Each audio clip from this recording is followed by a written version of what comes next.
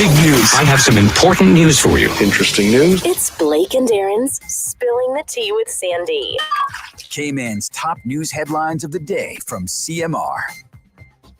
Good morning, Sandy. How are you? Hey, good morning, Blake. How you doing? The voice is coming back little by little, day by day. Little. Yes, it's amazing. Are you feeling good, though? Not really.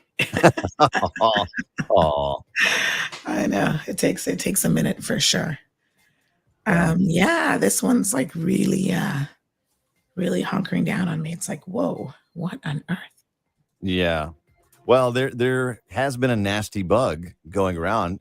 I don't know my son Miles was in the hospital for 5 days after having a bad cold and cough, had pneumonia in his lungs. So, my wife had it as well. It's Aaron had it too. It took her a while to kick that. So yeah, I've definitely heard people complaining about it. So hope you feel better. Yeah, we'll go with the flow. So good morning to everyone. Some of your news headlines this morning include, I don't think that we covered this yesterday, but forgive me if I'm got a little bit of a brainy fog. But I did confirm that the Jamaican national that was here, the gangster, was deported, right? Okay. Yes, I probably didn't based on your response. No. Yes, he was deported early yesterday morning. And the most interesting thing about the story, Blake, is there's a backstory. So this is was he deported? Was he deported in custody, or was he just deported? And what happens to him when he gets back to Jamaica? No, in custody. Oh, okay. And here's where the story gets like totally an exclusive and gets really, really interesting. He was not taken credit or ownership of his Jamaican nationality. he said that he was Haitian Hmm. and he had a Haitian birth certificate. And so that the Cayman Islands government had no right to actually deport him back to Jamaica, which is not his country of origin, according to him, or citizenship. And sources said that the government essentially ignored that fact and put him on the plane anyway and sent him back to Jamaica. So his legal team was scrambling at the last minute to try to stop them. But by the time they realized what was happening, that flight was already in the air. Wow. Yes, you cannot make this stuff up, Blake. I'm telling you, some days it's just super bizarre. And did we But ever anyway. would we know about this stuff if it wasn't for you? Probably not. I've got ears and eyes everywhere. Hmm. Yeah. So, a nesting green turtle has been rescued from poachers. I cannot believe we heard a couple days ago that there was one in the Sister Islands that had been poached. And I really can't believe that people are doing this. I mean, this is so horrible. But the Department of Environment has said that a poaching attempt was intercepted by Conservation Officer Chad Bush. A big shout out to Chad Bush. This happened last Saturday night here in Grand Cayman. And a large nesting turtle was reportedly flipped on her back with her flippers tied with rope. And yeah, right. They were trying to kidnap this poor turtle. And so that would have been preventing her from, going back to sea. So they were able to rescue her and uncut her. And he is being recognized by the deputy governor as Employee of the Year as a result of his dedication for nighttime turtle protection. So I don't know who thinks that this is a cool thing to do, but please, my God, the poor turtles are endangered. We have a turtle farm. If you really want to buy or eat turtle meat, there's a controlled method by which to do it. But it just demonstrates that even when something is, legal to obtain and there's a method to do it, people will still, break the law. Humans just suck sometimes. Yeah, like legit. Like seriously, it's horrible. Yeah. So the Environmental Health Laboratory. It's too bad we have to live in a world, where there are a lot of people on the planet that just don't care. That makes it hard, right? Yeah. That's why there are laws. I know. There's And I always mean, someone that's trying to us ruin it as for somebody parents, else. we all have to do our part as well. Like, kids, I'm sure Miles does this, like every dog or everything my daughter sees in nature. We go to the beach and she sees something, she wants to bring it home. And I'm like, no, you can't. She's like, why? And I said, you have to leave Mother Nature alone. That's what makes it Mother Nature, Like we were looking at some little sloth pictures this morning. She's like, I love sloths. Can I have one? I said, no, you can't. Not everything is a pet. There are things that are meant to be wild creatures and you just have to leave them alone. So the Environmental Health Laboratory, which is a part of the Department of Environmental Health, has reported very positive progress on their journey to preparing for international accreditation.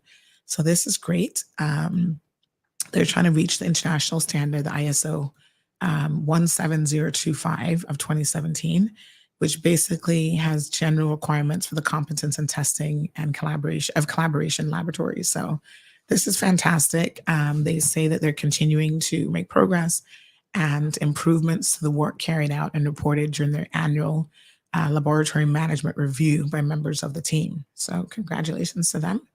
That sounds like that would be great. It says that basically if they get their accreditation, it enhances the confidence in their analytical services produced by the lab in accordance with international standards.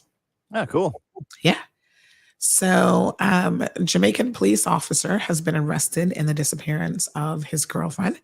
This was breaking news late yesterday. So Constable Noel Maitland was arrested on Wednesday afternoon. Of course, this has been a case that's been ongoing for over 2 weeks now in the disappearance of girlfriend Donnelly Donaldson. This is the love triangle you were talking about. Yes, exactly. It's so sad. Wow.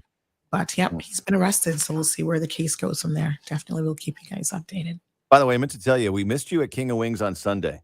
I kept hearing the commercial, but then I couldn't remember when it was. So it was this past Sunday? Yeah, it was this past Sunday. I know. Should have come on out and done a live stream or something. Yeah, definitely. You got to kind of remind me next time. Yeah, I should have reminded you.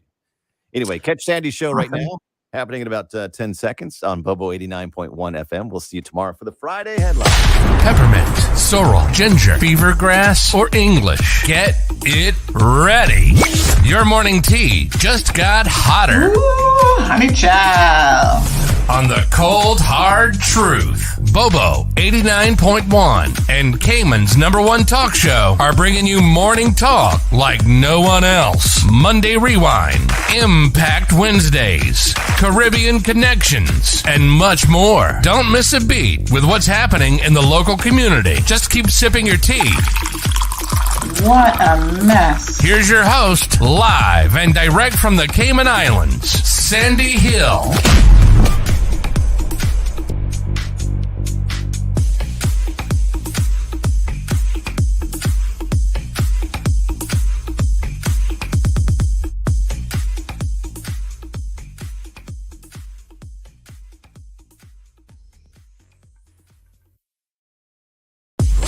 Peppermint, sorrel, ginger, fever grass, or English. Get it ready. Your morning tea just got hotter. Ooh, honey child. On the cold, hard truth. Bobo 89.1 and Cayman's #1 talk show are bringing you morning talk like no one else. Monday Rewind, Impact Wednesdays, Caribbean Connections, and much more. Don't miss a beat with what's happening in the local community. Just keep sipping your tea. What a mess. Here's your host, live and direct from the Cayman Islands, Sandy Hill.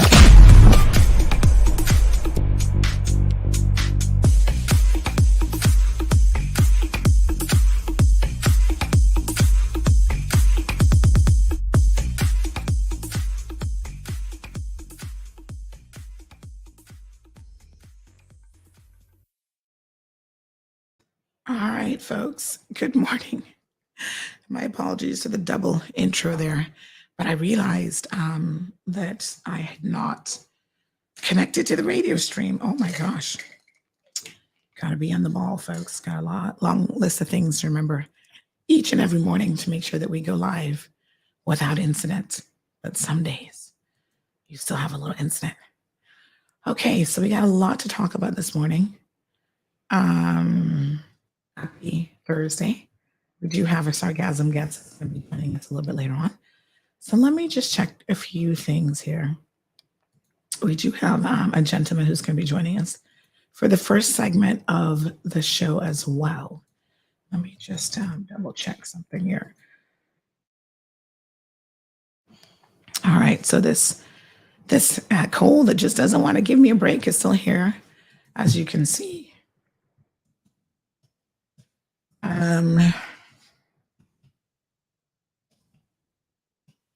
All right, so we have this gentleman that we're going to introduce here in a second.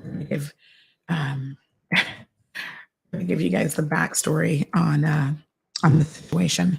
So, oh my gosh, where's Andine this morning? Is Andine up? Because I swear Andine likes to sleep in.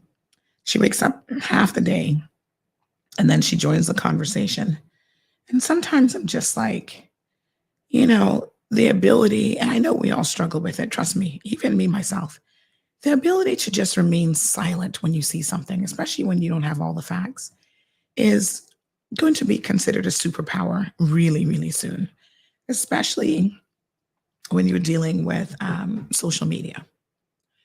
Because there is a real desire to have a conversation and to be involved in every single conversation, even when you have no clue what's going on. I'm guilty of it. I'm going to be the first to admit it. But more and more, as I mature in this journey, even in my social media journey, I keep finding myself reserving my comments because I don't have all the facts. I don't know the situation. Not everything is as it appears to be. And yet, people still love to jump in. So when we scheduled the show last night, about what part of what this discussion is going to be, I just saw this morning Andy's comment, "Oh God, leave this topic alone." One of the reasons why we address topics on this program that are often conversations that are happening on social media, folks, and is so that there's some degree of clarity. Somebody go wake up Andine, because I need for her to hear this morning. so that there's some degree of clarity. Because like I said, not everything people are commenting on social media, you have the full picture of, right? This is going to be a perfect example today. This is about a young man, and I'm going to show you guys the video here in a second, who found someone stealing coconuts or something off of his property, right? He sent the video through like a third party, and requested that the video be shared. Now, when I tell you guys that we get so much content, videos, photos of accidents, like lost dogs, lost wallets, a buck toe, all this stuff. There are times when legitimately I can no longer listen. We have almost 70,000 followers on Facebook alone, right? I can't vet like every single thing. We have other contributors, people who are writing stories, people who are doing the news. It's really it's a small team, but it really does take the team right now, because there are only so many hours in a day. And so when the video came in, it did come in to me personally. I watched about the first 2 seconds of it. And then I said, okay, it's somebody taking a coconut. And obviously this guy is confronting him. And I just posted it. The response that was received from a lot of people, quite frankly, surprised me. So good morning to Marshall, Diamond Princess, Sherry Ann, Dawn is here, Miss Joy. KK says the audacity. We'll talk about it. I think I know which case you're referring to. We'll talk about that one later on. Jonathan, yes, we'll discuss that here in a second. Olivia, Janine, Marshall, Miss Fernita, Leslie, good morning to you. Tashir, good morning. George is here. Hey, George. Hakina, Felicia, Tomasa, thank you so much for joining in. So yes, so was it papayas? Thank you, Jonathan. I wasn't even watching that closely. I thought it was coconuts. Like I'm telling you, I legit just don't have the time to like watch every single video. Okay, papayas. It wasn't even coconuts. Maybe that's even worse, because papayas a little bit, hey, they listen, you don't find them too often. And Damien says, yeah, if it was papayas, but if it was papayas, but if it was coconuts, then let it be. The guy was waiting on them to write maybe, and that man came and picked them to go to make curry papaya. All right, listen. Yes, morning, Andine. I'm glad somebody told you to tune in, because this conversation is here for you this morning. I was just telling people, Andine, how I saw your comment on the scheduled show about, oh my God, why are we talking about this morning? Leave it alone. Why are we having this conversation? And what I was saying, Andine, is sometimes we are better off remaining silent and not participating in a conversation when we don't have all of the facts, right? And this is one of those situations where myself, as the person who actually posted this particular video, didn't view the video, but I was surprised when I saw all of the comments about it. What surprised me, quite frankly, is people saying that all of a sudden stealing is okay. Because my God, the number of times that we have posted on this show, people stealing stuff, and it has been like, oh my God, why is this the case? Leave people's stuff alone, blah, blah, blah. Listen, people have a bias, okay? So here's an example, perfect example. A couple of days ago, a young man on Instagram said, oh, you're reporting, because this is when Renee put up the stories about the 2 Caymanians. I presume they're Caymanians. I don't even know. They're wanted by the police. This man says, oh, you only put up news about Caymanians. I was like, what? I only put up bad news about Caymanians? Are you kidding me? That has got to be a joke. The Jamaicans always cursing that I only put up news about their people. I'm like, are you guys living in the same universe as me? Like, there are legitimately times that I feel like I'm living in an alternative universe, right? And I said, listen, just the day before, we reported on the Canadian lady who was arrested and sentenced to jail. I don't think she got enough jail time, but that's a whole other topic, for trying to import like 8 pounds of ganja or whatever into this country. I don't care who the individual is that's in the news. When we first got started, we would describe people. It's like, oh, Jamaica National, blah, blah, blah. You guys were up in your arms. Oh, why are you saying that he's a Jamaican? I'm like, because he's a Jamaican? I mean, what the hell? It is a descriptive term. If I say a West Bay man, he is a Bayer. He's from West Bay. If I say a Caymanian, okay, the person is a Caymanian. It only describes the nationality or where the person is from. That's it. But people get all up in arms about it. Oh my God, you're being prejudiced because you said they're a Caymanian and they're a Jamaican. But the bias comes in when you guys make certain assumptions and you only see things that you want to see, which I am shocked at how biased a lot of people are. Honestly, we show zero bias in terms of who we report on this platform. I don't care if you're from Timbuktu. We would say a Timbuktuan has been arrested for whatever, right? So this man, thanks for letting me know it was papaya. I don't even know. It looked, at a glance, it looked like coconuts to me, so whatever. He stole some coconuts, didn't ask for permission.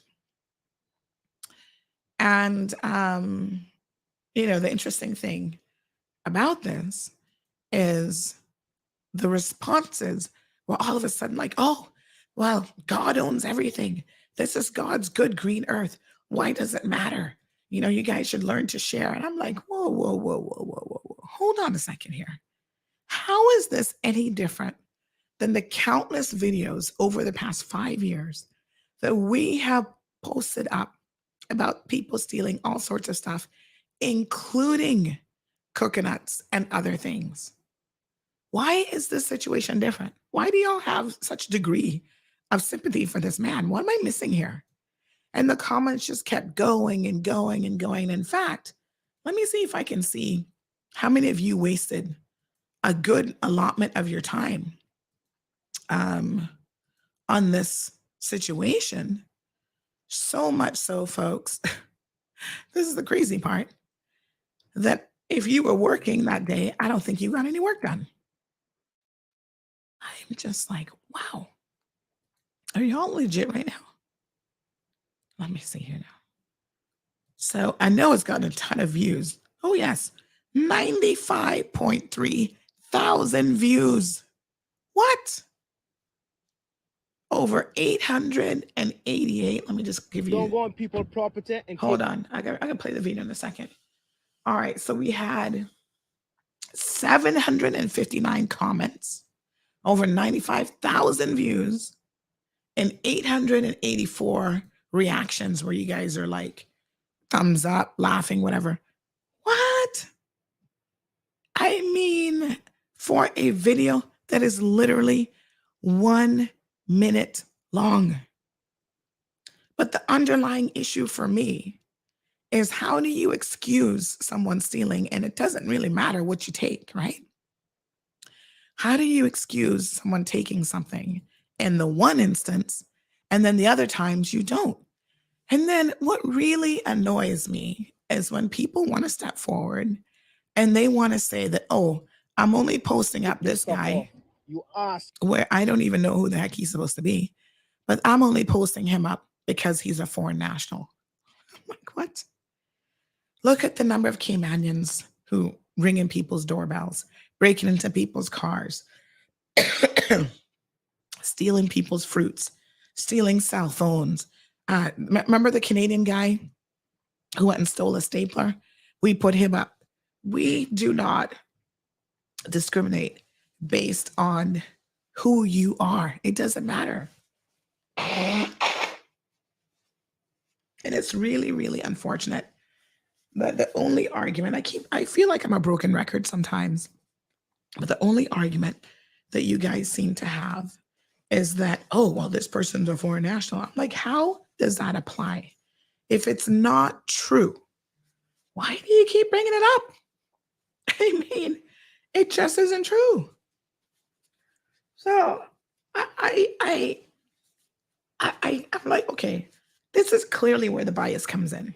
This is where, because you have a perception in your head, and the perception has nothing to do with the truth, right?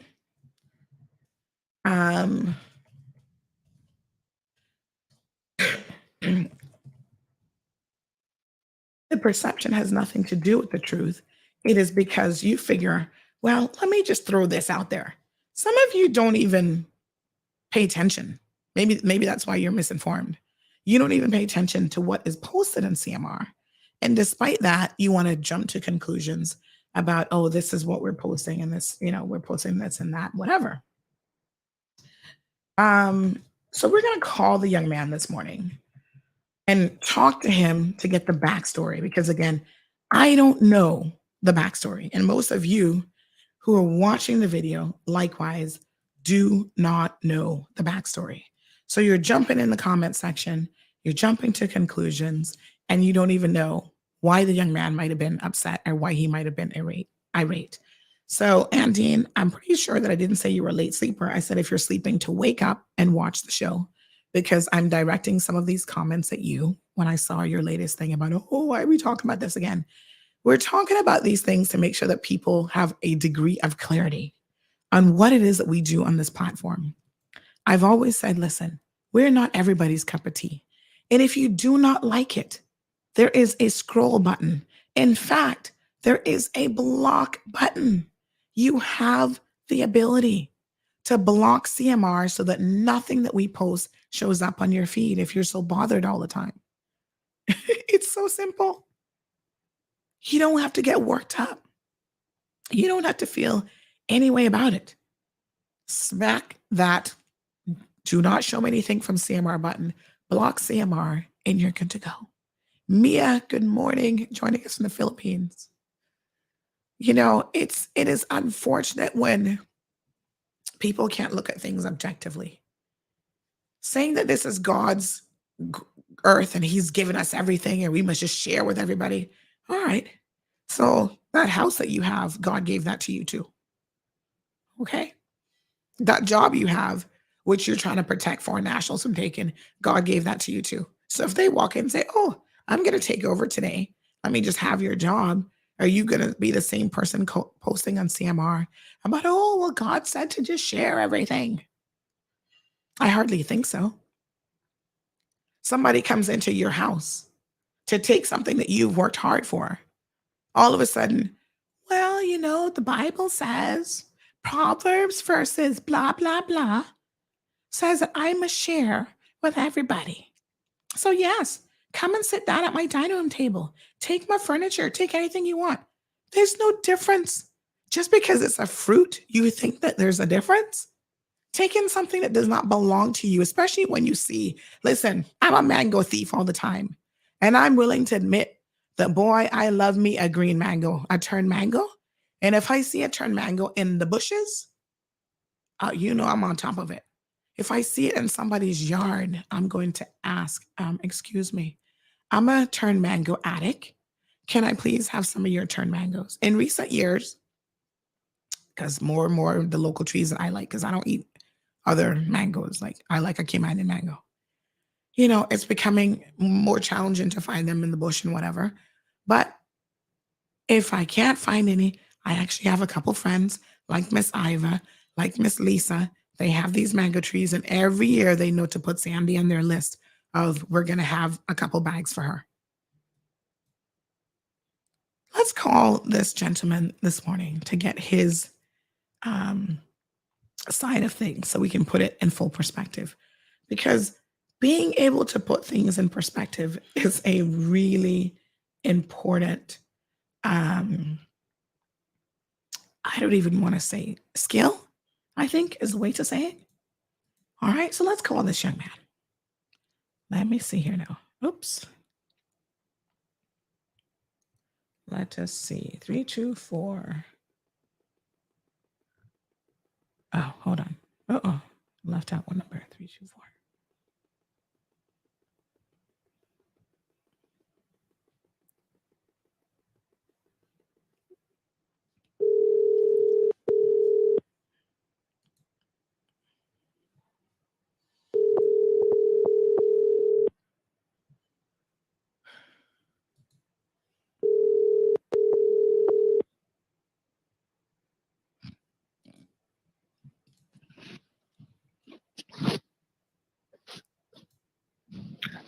Hello, good morning. Morning. This is Sandra from Cayman Mall Road. How are you? Hey, Sandra, I'm good. Also, Yeah, everything's good. So listen, I know I spoke to you yesterday and I told you I'd be calling you this morning, right? About your video that's gone viral. I was actually just looking at it this morning. I hadn't even realized that we had almost over 95,000 views on CMR. Give us the backstory here. Tell us what this is really all about. so my property is located up north side, and over the years, we some of the farms up there, especially like in that community there, it's hard for us to get ripe fruits. Right. They're all picked to green. Mm-hmm. So anyhow, I was there a couple days ago, and the things with that road, it's only one in and out. Uh-huh. So anyone that comes there, you're gonna see them, So I saw the gentleman. He passed me twice. Him and I made contact with our eyes, and for some reason, the next day said I'm gonna go up there a little bit earlier to start, what I'm doing and finish on time. And when I get there, I am walking off the land with the two papa. So I up to go to the truck. He proceeds to go in his car. He didn't even say good morning, sir. So that's when I decided to take the phone out and record him, because that's so surprising. And it's not the first time that I've caught one of them coming off the property. Right. I saw I was sitting down, and a lady came, walked right across from me. She picked up some coke and walked right out. She didn't even say good afternoon. And this is a problem all of the neighbors are having. There's a guy that have a jackfruit tree right behind him.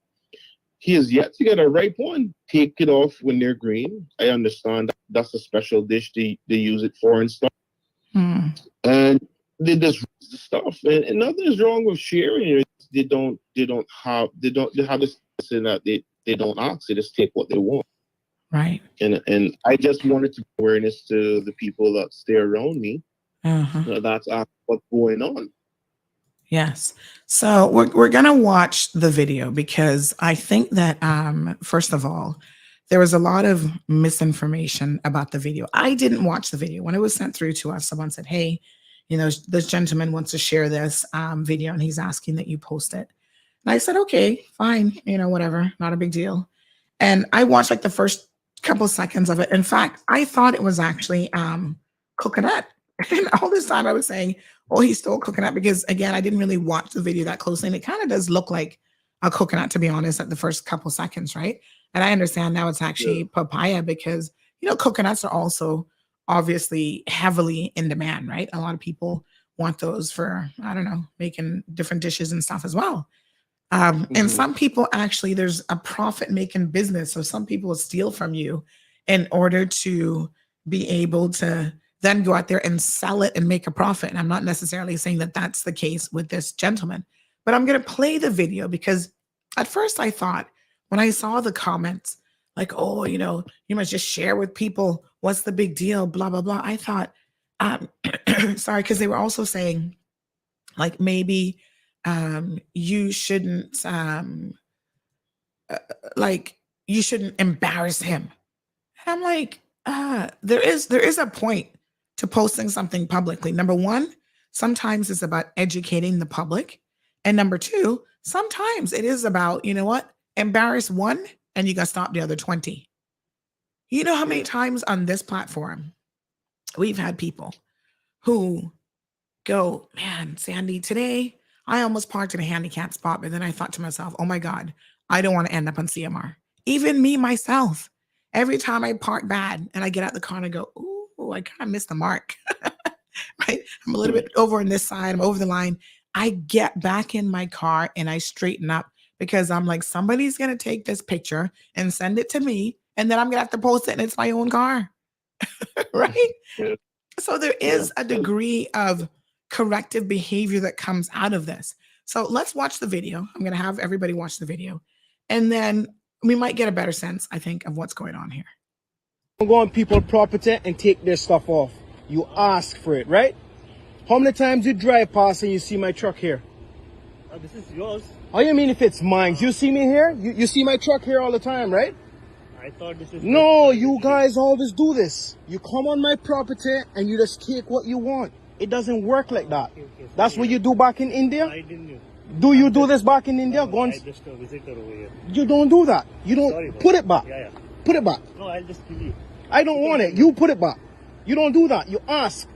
Okay. You This see is the some. best, Listen, in life, when you want something, you ask for it, right? Yeah, When you go to the I know. supermarket, do you just pick up and walk No, out? actually, I didn't know this is... I thought this is like privately because... Look, I look, didn't no, know. no, no. You see that I have my things here, my boats, my stuff. I just thought like... You that- see this truck here all the time, right? No, When I you didn't- pass. No. I saw you pass yesterday. You looked me dead in my eye. I just see that... Don't do that. So I think that was the full video, yes? So yes, caller. So maybe some people thought, and I want you to explain what was going through your head at the time of recording the video. Some people thought you're picking on this guy because he's an Indian guy. Tell us about that aspect of this. I'm not picking on anyone. The thing is, there's a principle, a concept in life. You know, that's how I was raised. Mhm. You know, I just thought, you know, the audacity for him to just remove something, and even though he saw my reach, he didn't even acknowledge that I was there. And Right. and when I said, do you do this back in your country? Do you do this in India? It was bringing to light that this wouldn't be tolerated back in his home country. Why come and do it here as well? You know, Yeah. or you know, that's nothing about me picking on anyone. If it was anyone, it would have been the same concept. Yeah. And you know, the reason interesting why- thing too is in some places in the world, and you know, India could be one of those countries, this type of thing is seen as extremely egregious. And in fact, you could lose your life. You get chopped with a nice Indian machete for going on somebody's farmland and helping yourself to their goods. So he's probably fortunate that he's in the Cayman Islands, where the most you're going to do is take out a phone and record him and say, please stop this. Don't do this again. And the reason for me recording it was for me to have evidence that yes, indeed, he did steal. I caught him because I've yet to get a red report. I always see the tree. So I said, okay, now I have this video. I'm gonna warn him. I'm gonna tell him how it is. And the next time it happens, I'm gonna call the police. Yeah. And then the police show evidence. But the guy did come back an hour or two later. He apologized. He admit that what he did was wrong. He admit that he was there the day before, and he said, you know, sorry. And I end up giving him a papa to take. He said, sir, thank you. You know, I'm gonna be here for a month. Was in Dubai, and you know, I said, well, sir, where's the way you're from? You know, the right thing to do is just ask. We had a conversation. He went home. So I guess the pressure to bear now is almost 100,000 people have seen this. You also posted it on your, I think it was TikTok, right? Tell us what the response was on TikTok. Well, it's probably maybe 750,000 views now on my page, and about maybe 4,000 comments. Last time I checked was 3,000 something. And 95% of the people are telling me that I am greedy, I am rude, I should leave him. The papa, it's God's tree, and you know, should just leave him with it. Don't say anything to him. And like everyone is condoning the act. No one is bringing it like that. No one is saying that is wrong. What he did was wrong. There are one or two people saying, okay, it was wrong, but yeah, you know, fact that you post the video is kind of, you could have just deal with it privately, but they don't understand this is an ongoing issue. It's becoming growing now. And you know, I have to set an example. I have to make the community aware of what's going on, so they know. My friends, my neighbors there, they can't get a breadfruit from their tree. They can't get a breadfruit, and I'm sorry to say, it is the Indian people who are doing it. Because where I stay, there's some condominiums, and most of the people there are Indians. And I'm sorry to say, it's them. We have them on camera. My friend house has camera. We have them on camera picking the breadfruit. We have caught them there before, and we'd ask them, hey, ask. And after that, there's a lady that normally come and ask, hey, can we get a breadfruit? And we share with them. So it's not like we're picking on anyone. It's just we want people to do the right thing. In Northside, we don't have fences and gates and signs saying don't. All right, we have a caller. Just hold on one second. I'm just going to join this caller to the conversation. All right.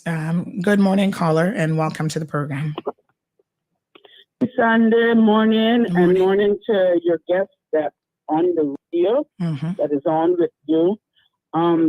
I call because I want to say I take my hat off to that young man, that video. I think he sent a clear message out to everyone in the Cayman Islands and probably worldwide to say that you just cannot walk on people's property and take their things without permission. I have mango trees in my yard, and I have this problem. People walk in, they look and check and think that no one is home, not knowing sometimes you have cameras and everything. They walk in, they get mangoes, they pull up their cars, and they gone. I think it's a clear message he sent out. And honestly, I take my hat off.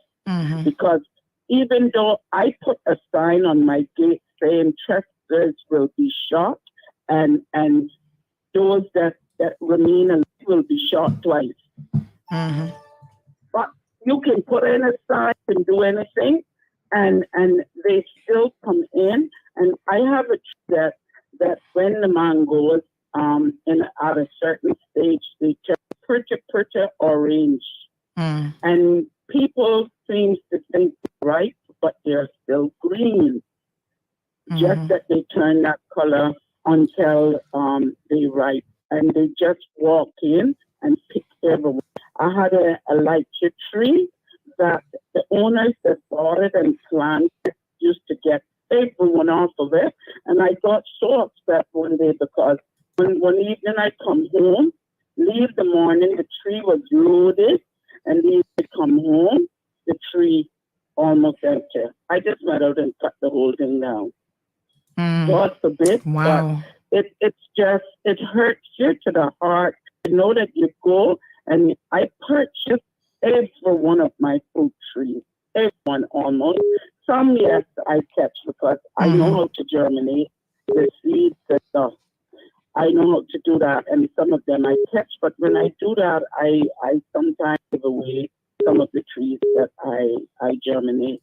And, you know, the people understand when the year come on, like now that it's summer, you rake your hands is red and sore because all of the trees are changing leaves. And I have to rake up my yard, buy bags to put the leaves in. And people just take it to walk in your yard and take what they feel like.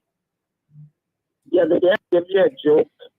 My East Indian tree she only had about 2 dozen roses this year, whereof she usually be hanging low till sometimes they hit the ground. And what I did, I went out with a permanent marker and numbered everyone. And my grandchildren came and they had such a big stuff off of it.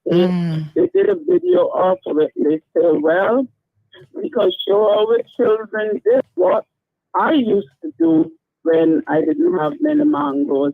I numbered them and said, yes, that way anyone pick one, I would see who pick it and know which number gone. Mm. But anyway, I'll leave you at that, Sandy. You have All right. a wonderful Thank you so weekend. much. I hope the young man don't have this skill will help him not to have any more problems like that, because it's really pathetic. Have a wonderful day. Thank you so much. Well, the comments, continue to come in where people feel like somebody said, young man, that sorry, you could have taken the video, but why post it? It's like, can you answer that? Why did you want the video posted? Well, like I said, it was to bring awareness. Yeah. It wasn't to shame it. It was awareness to say, hey, you need to stop. This needs to stop. This isn't tolerated. This isn't the right way to do these things. Mm-hmm. And if he's doing this elsewhere, you understand? Mm-hmm. So, that's my reason. It wasn't for anything else. Listen, if I wanted to get him in trouble, I could have called the police. Mm-hmm. And they want to say, oh, it's over 2 papas. That's not the problem here. The principle is you ask before you take. I have other equipment on my land.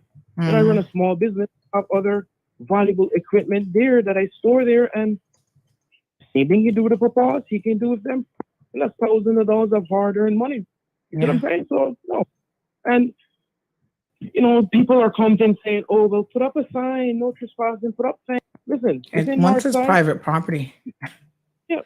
In Northside, the environment is very peaceful there. And the minute someone puts up a big 6-foot fence, you're going to change the environment. It's going to become toxic and make my kids feel uneasy and unsafe, like they're in a place where, they have to fence up. And no, I'm not going to start that. I'm not going to do that. It's going to be open. It's going to stay the same. Yeah. People just be honest. I should expect someone to just trust that I have my stuff there. One second for me, honey. We have one more caller who's joining the conversation. Good morning, caller, and welcome to the program.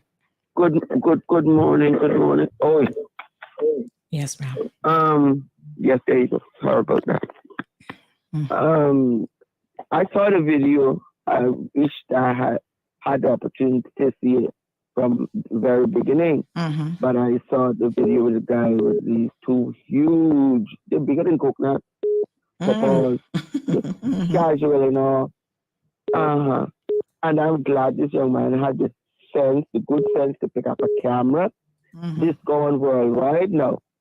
We wonders why, is they want to throw us out of England? They don't want us, and we got to die out on the waters. And we had to leave home. Yeah, everybody got to leave home because everybody has their own little thievery and other kinds of things. This is why their societies, they claim they have to leave home. They don't have to. They could stay there and clean up in one day, but everybody being honest and everybody speaking the truth. It's corruption. Don't take any time, and it's not only politicians, because we here came out, but not only politicians can be corrupt. No, we can all be corrupt. That, and I mean, in the broad daylight, this person seems like tone of his voice and honor seems like a young man, but even if he's as old as Methuselah, it's his stuff. We here in Cayman, and I need Sandra. I know you're smart, I need for you to help them with them immigration papers.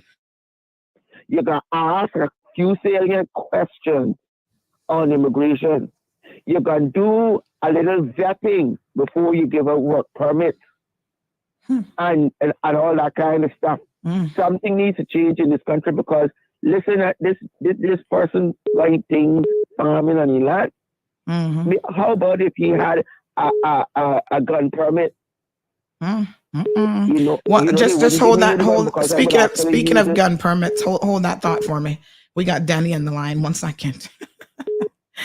Denny, I had to put that little jab in there of you. Speaking of gun permits, good morning, sir. Good morning. You find a way to wiggle that in. Yes. As a lawful firearm owner. Good morning, sir. Morning. I thought I heard everything in my life, but listening to this show this morning, I am totally shocked at the ignorance that I'm hearing. Mm-hmm. You mean to tell me that there are people over the age of 18 Mm-hmm. that don't understand that stealing is wrong? Well, really? They're making every excuse in the book. What if the man was hungry? It's just, it's unbelievable. It is absolutely unbelievable. He would have said so if he was hungry. And listen, we are the most giving people in the world. If we see people in need, a Caymanian is not going to let you pass if they have something that they can share with you. But you have to ask. And as the caller, he's still on the line, has said, he's just tired of people always taking, this is a repetitive behavior. This isn't a one-off situation that has never happened before. This is something that continues to happen. One person here, our CI peers, and I have a lot of comments coming in that I'll go back and read some of them, but he says that this is about national food security issue, especially since everyone is complaining about the price of food. So caller, let me ask you a question. Inflation, is at record highs this year and probably started last year. Is this something that has just started happening as a result of tough times and inflation? No. But before I wanted the guy north side to answer it. No. This has been happening ever since, that property has been owned from my grandfather and then passed down to my father, then to me. And, there's a couple mango trees on it. And the first time I've ever bared, I never got one off of it. And that was last year, the first time I was ever bared. And the land was really clean then. So you could have walked straight, have good access. So it's been going on for quite some time before this whole, food shortage and crisis and pandemic aftermath. So that's not an secret. But just bear in mind, the guy did get a pawpaw. I did give him a pawpaw. Yeah. So even after all of that, your Caymankind still managed to find itself, and you gave this guy. Somebody said in the comments that he lucky that all he got was a posted video because other people would have licked him upside the head with the pawpaw. Denny? Well, first let me say to the young man that did the video, I appreciate you doing it and bringing this conversation to the fore, because the conversations that I've had most recently are with people who intend to do quite the opposite of what you did. And basically the way it has been described to me is that they have their machetes sharpened and they're going to chop and continue chopping until the police arrive. Okay? Mm-hmm. Because they're tired of it. They can't get any of the fruit that they spend money and time trying to grow. And let me tell you why this is going to become more of a problem, and why the people who are listening to this program who think that stealing is okay need to adjust your thinking. Mm-hmm. Number one, what the young man is saying about the principle of stealing being wrong is absolutely correct. Mm-hmm. I really like the way he handled this situation, because it brought attention to this discussion that needed to really be talked about. You talked about inflation. Inflation, last numbers were 9.1%. Mm-hmm. Normally, it's a little higher than it's actually reported. So you could easily say it's 10%. The point I'm getting at is that there are other things happening in the world, one of them being a war. And the reason the war is relevant to this conversation is that a lot of the commercial fertilizers that are used by farmers around the world are made in the region of the world where Ukraine and Russia is. Mm-hmm. And so plants need need nitrogen in order to grow crops. If farmers do not use fertilizers, they will not get the kinds of yields that they normally get once when they're using the fertilizer. And so what is actually quite likely to happen in the world going forward, and this is part of what has been happening in Sri Lanka, where they had the uprising. Farmers, the yields on crops are falling. Okay.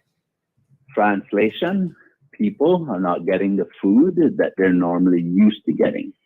And if you think uprisings and revolts and are not going to become more common if this war persists, and perhaps even if the war turns into a regional war, or God forbid, a world war. And in other words, the crops that you are growing here in Cayman are going to become more important, because it's quite possible that the world can end up with shortages of food, which is what's causing the price of certain foods to increase right now. Part of it is that you have this pressure of fertilizers, the cost of it going through the roof. Part of it has to do with corn is used in a lot of different processed food situations.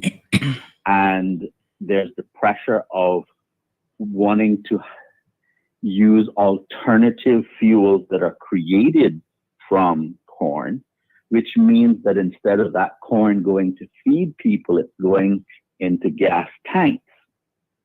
And that's, for example, like the type of fuel that they sell at Refuel is not 100% fossil fuel. It's a mixture, right? Denny, let me just pause you for a second there, right? For anyone who might be thinking that maybe this guy didn't realize that what he was doing was stealing.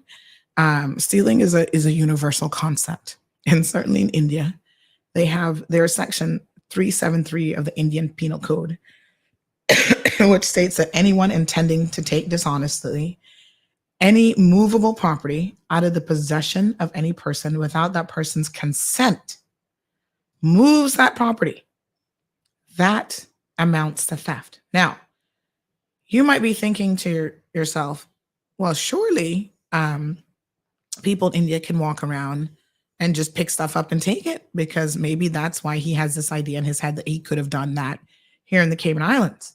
Here's a very interesting thing. A 500-ton bridge was stolen earlier in the year in April. Now, don't ask me how you can move a 60-foot long bridge, but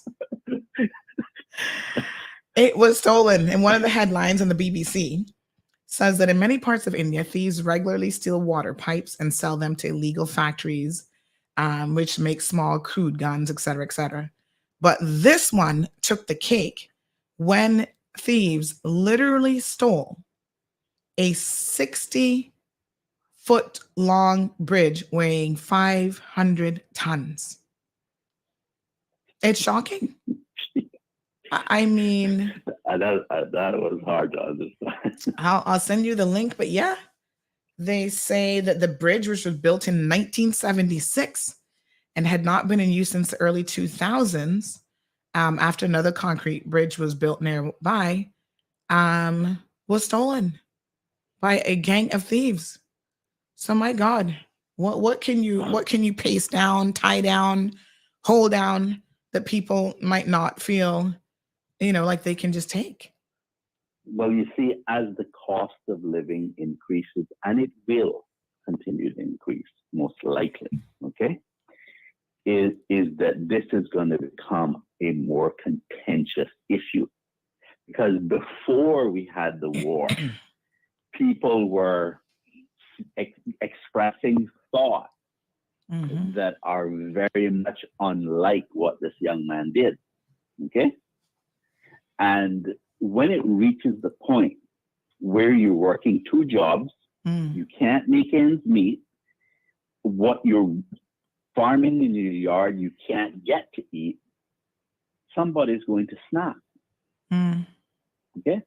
And I hope that this conversation causes those who are listening to this program and thinking that stealing is okay to reconsider such a poor idea, because you may very well end up meeting one of those persons who described to me that their machete is sharpened. Okay? Leave us there. And so, yeah, take care. All right, folks. So I guess the topic for this first half, Sargassum, coming up at 9 o'clock, is to steal or not to steal. And then once you catch a thief, what do you do? So my question really is, all the other times, I mean, there've been countless times. It would take up too much time for me to go back and talk about whether on the website we caught the laptop thief who went into ran a scam and went into the office store there in on West Bay Road. What's it called? Office Supply. We caught him within minutes of posting that up. We posted people, hidden cameras, catching people going in people's rooms and stealing money. All these things over the years have been posted on CMR.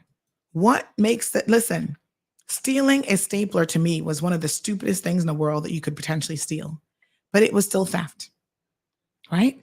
And that video is still up of that Canadian gentleman who did that. Why is it that certain people get excuses? Oh, they must be hungry. Maybe he just needed a stapler for his dissertation. Or, it's like we make up the most ridiculous excuses to excuse bad behavior. And I saw someone in the comment section this morning about, oh, well, you're not perfect. This isn't about perfection. This is about theft. I have admitted I have stolen people's mangoes before, only local mangoes, which most people don't regard with any degree of, they're like, whatever. But I have gone in a property that was not somebody's home, an empty lot, and taken mangoes. There wasn't anybody there. So this wasn't a situation where I was looking at the owner of the property, saw stuff on the property.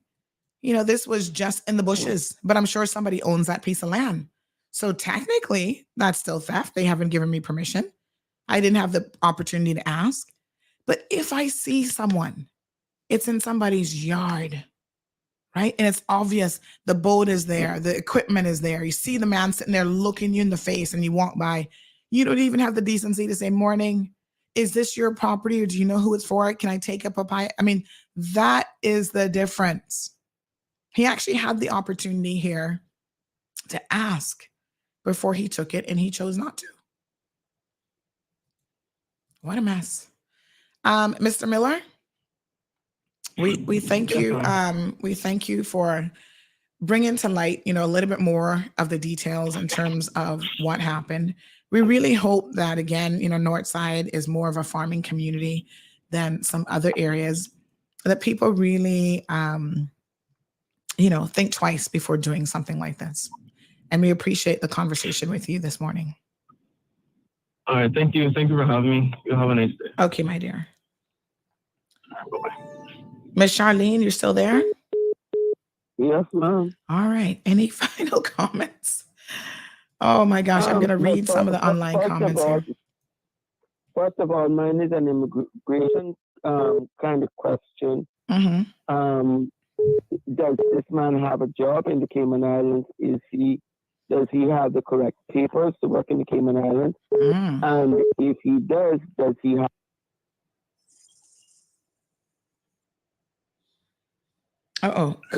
Caller, just 1 second. I realize that you just called on WhatsApp.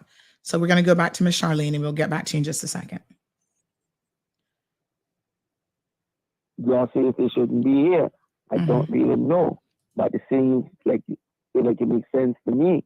Like that might be something that is there. If he doesn't have a job in the Cayman Islands, then he don't need to be here. He need to go. We always say they need to go back home. I don't care where they go, long as they pass pickle and 60. Does he have a job? And most people, let me tell you now, I go to the food bank almost every Saturday.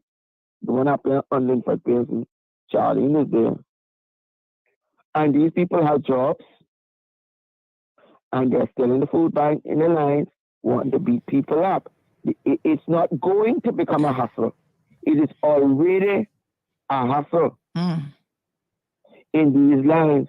And when you find people who are willing to go out in the field and get dirty, because it's not hard to plant and come, but you're going out there and get dirty, you use your water, you use your electricity, that's money, and to grow a fruit, and somebody, a grown man, because he looked very grown to me, a grown man passes somebody, no, looking like a local, because they know us just like we know them.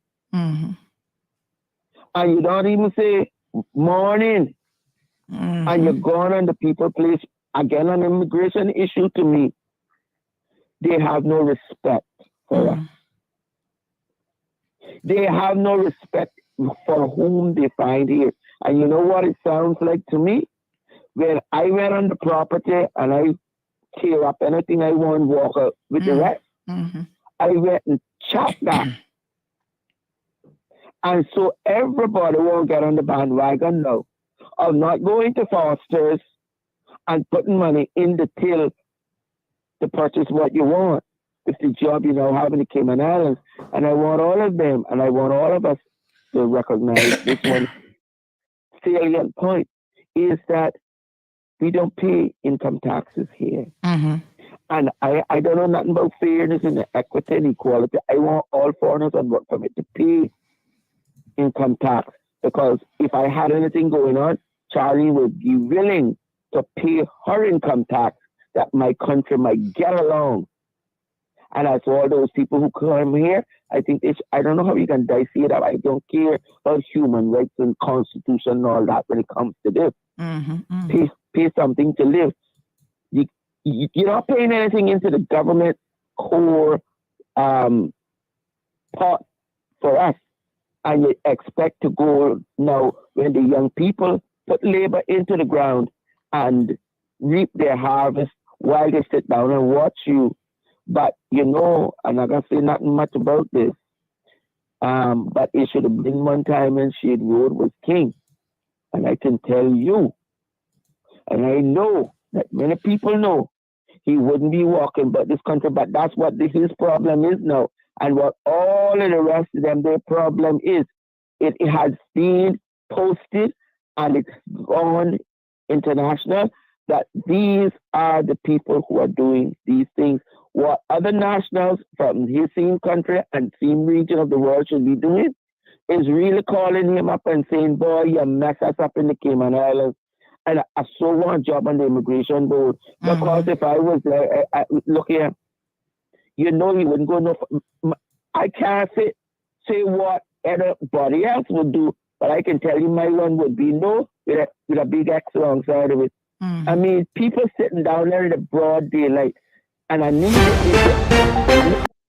that we let to know that we need this is actionable.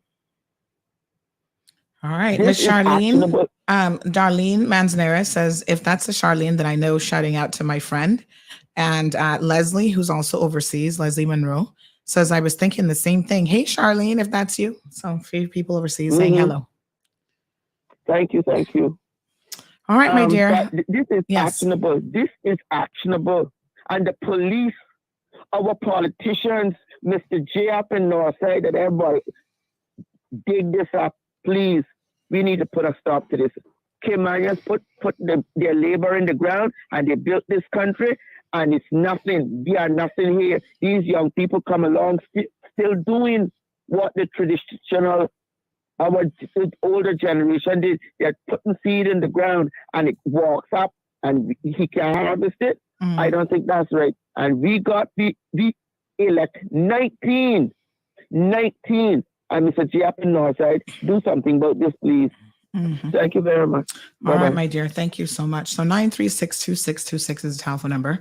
We got tons of comments coming in. Let's just read through a few of them. So Jonathan says, I think we're going to get to that here in a second. That was related to something else. So KK says he was shitting up, I bet you. Imagine if it was the other way around. And worse, these types of people are mean. So he did the right thing and blasted him. And listen, I don't want this to be about any particular nationality. I think people need to understand in the Cayman Islands, by and large, you find the majority of people being relatively honest. Do we have Caymanian thieves? We put them on CMR all the time.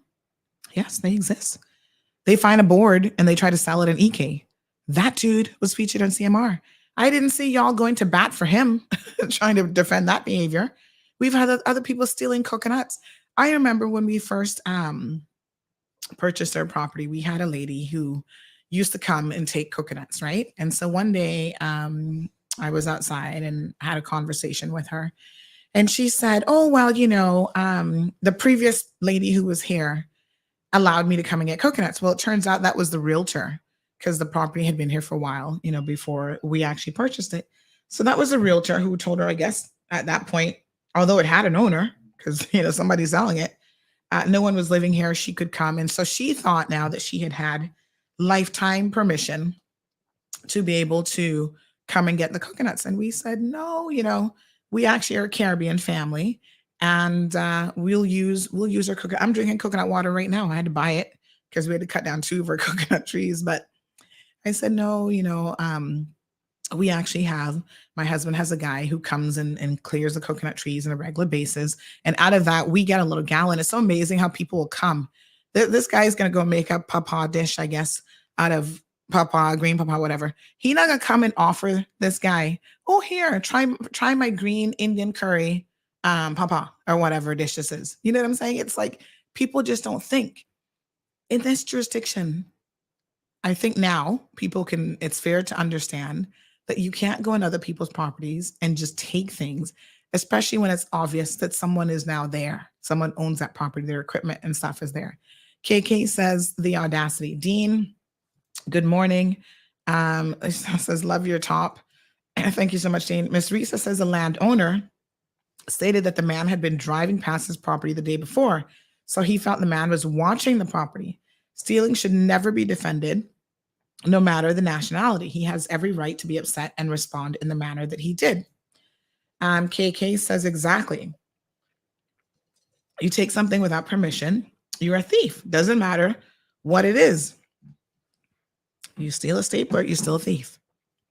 Jonathan says, by the sounds of it, it sounds like the Indian guy has been scouting them pawpaws for a while. And again, the gentleman has shared that this is an ongoing issue. Natasha, good morning. Natasha says stealing is stealing. Doesn't matter what the person looks like or where they're from. If you were a backyard farmer, he would understand how upsetting it is to grow something only to have someone come and steal your hard work. Natasha, we do backyard farming here in my yard. My husband does. We get upset when the iguanas be stealing it, much less a person. That's the truth. Sorry. The difference is we can actually call somebody to shoot the iguanas. I'm just saying. Thank you, Denny, for taking care of those last 2 for me. Real Deal says there's nothing worse than a thief. Heard that before. It's God's fruit. Low class, uncultured behavior has now saturated Cayman society, local and foreign alike.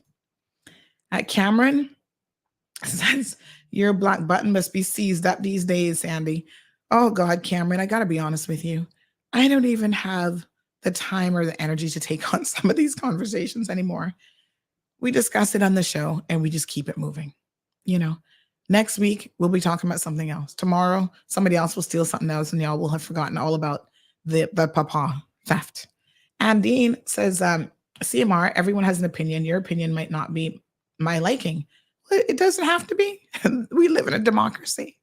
But I think when people start to, and by the way, sorry, there is a difference between someone having an opinion and people trying to interject and state facts, right? Let me say this. There was a guy who commented yesterday, and I want to bring this up because this is important, who said, oh, look, this CMR platform, they need to be careful what they're exposing. because recently this woman claims that she lost her wallet and they exposed my friend. This is what they said. I strongly believe that Cayman Railroad should be careful with their page by making people public stuff. I don't even know what that means. People public stuff. I had my friend found a wallet on the road who's all over the place. He pick up when he could called me right away and asked me what he can do. I said, let's return it to the owner. It had cash, credit cards, and other documents. It was so painful to see minutes later the owner posting on CMR, stolen wallet. It wasn't stolen. It was on the road. And my friend, by doing something good, that is what was posted on the page. It really shameful, the things that are being posted on the Mall Road page. So first of all, this young man, Saul, I know what situation he's talking about because on Monday afternoon, I got a phone call from this gentleman, a friend of his, saying he's in tears because this woman with the wallet said she had X amount in the wallet and that some of the money was missing. And somehow he decided to sign a document that she gave him to say that he would pay back the money. He works for a local janitorial company making $6 an hour. And he said he never took the money. And I said, listen, if he didn't take any money out of the wallet, he's a good Samaritan. He found it. He did the right thing. He turned it in. He isn't going to have to pay any money back that he did not take. Now, there's a bit of an overlap of a situation here because the wallet was found. Afterwards, the persons came forward. I don't know if he was on his way driving to the police station or whatever, how much time it took.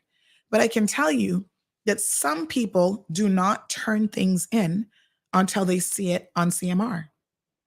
We've had this before. Remember the bank bag with over $10,000, $15,000 cash in it that was missing for several days? It wasn't until CMR posted the interview of that poor little Jamaican fella begging for the return of his bank bag that had US cash, CIA cash, jewelry, passports, everything, that the finders of the wallet came forward and said, we have the wallet. They didn't turn it into the police station. And nobody else other than the core group of 3 or 4 men who were going fishing that morning knew that they had found it. They certainly didn't reach out to us. The quickest way, and this is why we make these posts, and this is why I don't know where Saul's comment is coming from, but the quickest way to recover something, let's be honest, is to tell CMR about it. We got 70,000 followers and people share. And did you see this? Or, the second we put up, if we have a name, driver's license, your wallet was found, within minutes, we identify the person. And we can reunite them with their wallet. At the same time, and this person claims this was his friend, but he doesn't seem to know anything about how we assisted his same friend on Monday to ensure that he was not going to pay money, and regardless of what document he decided to sign, that he didn't actually owe. So I said, that is so interesting that you want to comment about, what CMR is posting and, we should be careful.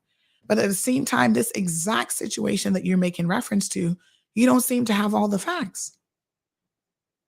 And you're commenting and putting a certain narrative out there that isn't accurate at all. And people are liking it, thinking that that is actually the truth.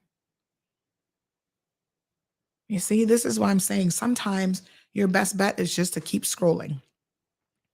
Commenting when you don't have all the facts, really. What do they say? It's better to have people think that you're a fool than to open your mouth and remove all doubt. And then when I responded to this individual, and I said, hold on a second, let me show you the screenshot of the friend who called me on Monday that said, good evening, Sandra. I spoke to you earlier today with regards to the gentleman who found a wallet and was met with misfortune.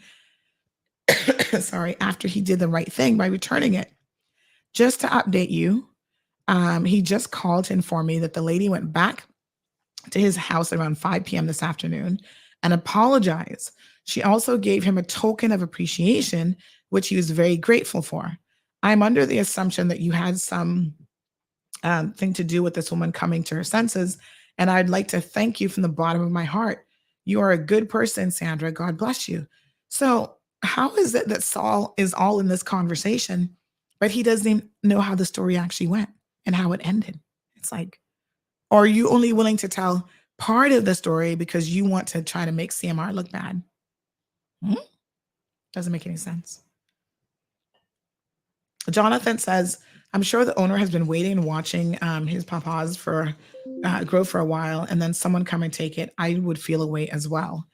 CI Piers says that this is all about national food security. Listen, CI Piers, people will steal anything, and I can assure you that it has nothing to do with people actually being in need. This guy is obviously, he has a vehicle. He's driving a vehicle. He's not hungry by the look of him. I'm sure that if he was in dire straits, the Indian community, they stick together and they would be feeding him quite well. This is not a situation where someone's stealing because they need it. They're stealing because they see it and they want to make a special dish with that, and they feel like they can just take it. Miss Iva, good morning. She says, you know that you're more than welcome to get mangoes from my trees anytime. Thank you so much for that. But again, I'm more cognizant and more aware than ever that, Miss Iva has a beautiful mango tree, by the way, that produces like one tree produces 4 different types of mangoes, 4 or 5 different types. It's right next to her house. I wouldn't walk into her yard and be like, I'm just going to help myself. Even though her and I are friends. And like she said, you can come anytime you want. I would still call her. As a matter of fact, I would rather, because she know how I like him. I would rather call and say, hey, can you pick any for me today? Hook me up. And let her do the picking. She might have grandchildren who love turned mangoes just as much as me. And maybe she wanted to take some and give to her grandchildren or whatever. You don't know. And that's why you ask. So the real deal says there's something called principles. If it's not yours, you have no right to take it, regardless of whether God, Allah, Buddha, Nika, or anybody else, or whoever you believe in, stop condoning such behavior.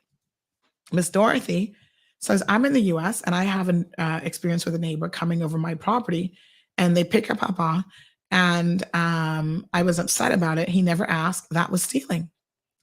Need I remind you that recently a man in Jamaica lost his life over 2 crabbacks? In other places in the world, this would not be tolerated whatsoever. 2 crabbacks. Listen, I would rather this man take out his frustrations, and he said he's trying to send a message by posting a video, than pick up a machete and slapping somebody with it. And sometimes if you remove people's ability to communicate their frustrations, and that's one of the things, whether you like it or not, that CMR at the very minimum allows people to do. If you remove that ability for people to say, this is wrong, can you please stop doing it, blah, blah, blah, all you're doing is stoking the fires. Oh, you don't have a right to your property. You must share with everybody. Oh, you keep quiet. You're embarrassing this man. Y'all are trying to make Mr. Miller now feel like he's the bad guy, like he has done something wrong. And you want to ostracize people in this community like that and see the real results? Sit back and you'll see what's going to happen. It's not going to be a pretty picture. There's a lot of other things that Mr. Miller could have done in this instance. Damien says another reason we Caymanians can't fish as much either, because many are catching and savaging seafood too small, or what we don't normally eat in our country. Yet we have to pay and no fishing permits for foreign workers. It's a thing with like the stingrays, for example. Caymanians don't really eat stingrays, but for some people, a stingray is a good meal, a delicacy or whatever. And people out there, killing stingrays. And I don't know if we have anything in place that makes that illegal, but there's a lot of people that frown upon the taking of certain ocean life and wildlife for the purposes of eating it, just because, you can do that in your country. There are certain things here that you can't eat, that you can't poach or take, that you could maybe other places in the world. I'm just saying. George says the place is built out now. I used to climb trees in the early 80s to shake off mangoes for 2 kids screaming in delight as they picked it up. Cameron says, because of CMR, I don't even sneeze without covering my mouth and say, excuse me, even when nobody's around. Cameron has a sense of humor. Miss Dorothy says, but come to think of it, that gentleman wouldn't like anyone to steal from him. Of course not. Jonathan says we shouldn't embarrass them. If I was making the video, he would have had a guava on the side of his head with the papaya on the ground, and then I would have started filming. And you see, that's precisely, Jonathan, with all due respect, what we do not want.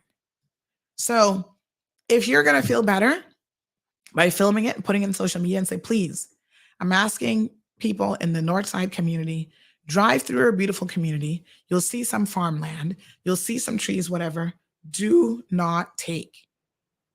I would rather him do that than what Jonathan is suggesting, which would be assault and battery and land you in jail, Jonathan. And you know you can be in jail smoking your little Mary Jean or whatever you call it. So that might be a really rough life for you. So I wouldn't want that to happen, right? Natasha says, note the people who condone this type of behavior, as they will do the same to any of us. And this is a very interesting point, Natasha, because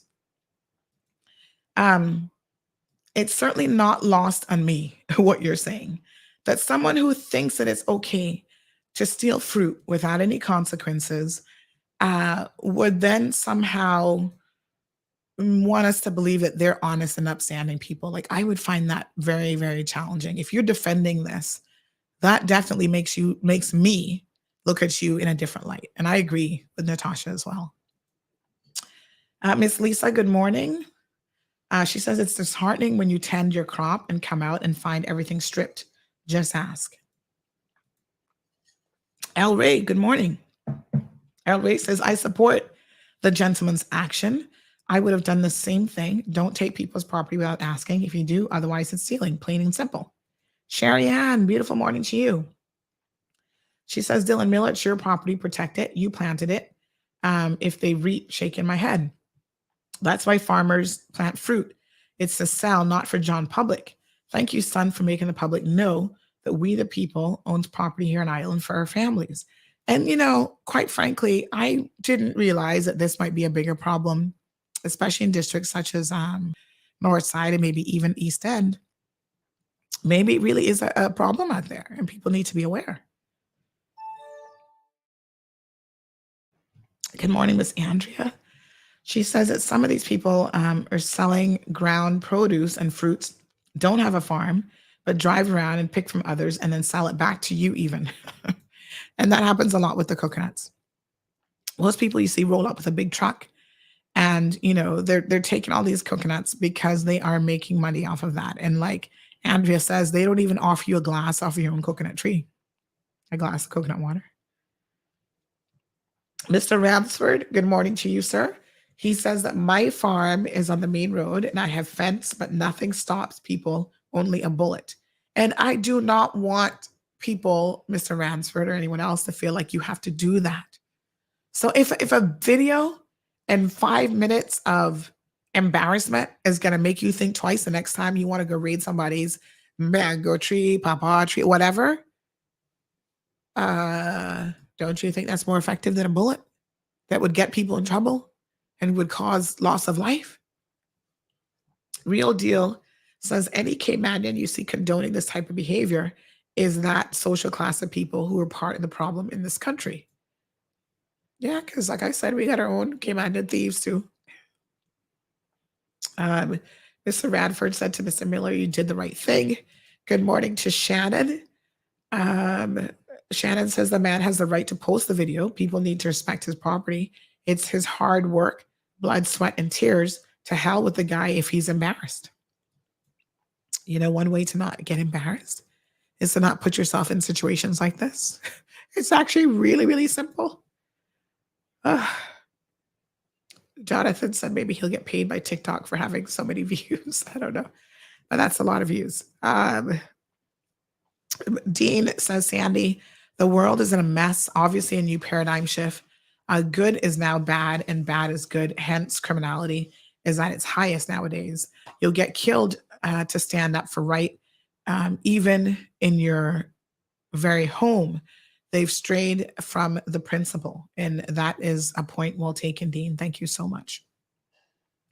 CI Pers says, after Hurricane Ivan, remember the picture of that white man sitting in the back of his truck holding his rifle to stop people from coming onto his property. Well, if you were here after Ivan, we know that there was a lot of looting and people. I remember driving actually in Frank Sound and seeing signs up saying, if you come on my property, I'm going to shoot first and ask questions later, because that's how bad it is. People are going around targeting businesses because power was out, alarm systems were out, and so on. Sorry. So yes, they were going around purposely targeting businesses to loot and to steal stuff, and people were not having it. Katsina says he should be glad that he was not in Jamaica. He would have gotten a proper whooping. Natasha goes on to say the thief could have grown his own in a pot from the seeds from the previous stolen ones because they are fast growing. Yeah, it's hard. Thank you so much. Debbie says, good morning, Sandy. What do you think would happen if you went on someone's land in Texas and removed their property? Listen, people have lost their lives over less than two things, Papa. So, yeah, take heed.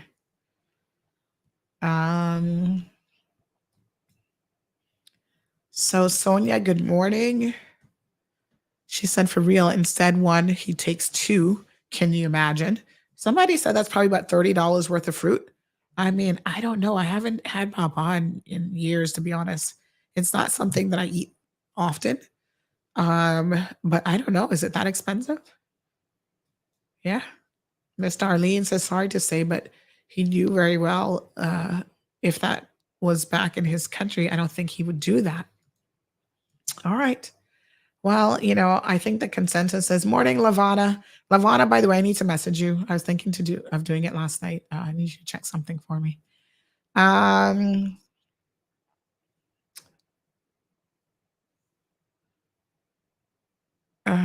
So Miss Hope, Mr. Hopewell, good morning, says God have time when he exposes us that we can learn from our mistakes. Sometimes we don't come to our senses until we have been exposed. We need to have respect for ourselves and others. I think that's a very good point. Linda says, I'm being victimized all the time. They are stripping my breadfruit tree all the time. Miss Linda, here's what you do. Put up a little sign with a camera, right? Like a little recorder. And then put Cayman Mall Road under it. Do you guys remember, speaking of that, remember the dollar shop in town? Oh God, I need to see if I can find this picture. We're in the dollar shop. The man has up a sign that says, if you steal from us, you're going to end up on Mall Road. Where's Mr. Greg? I wonder if he has that sign handy.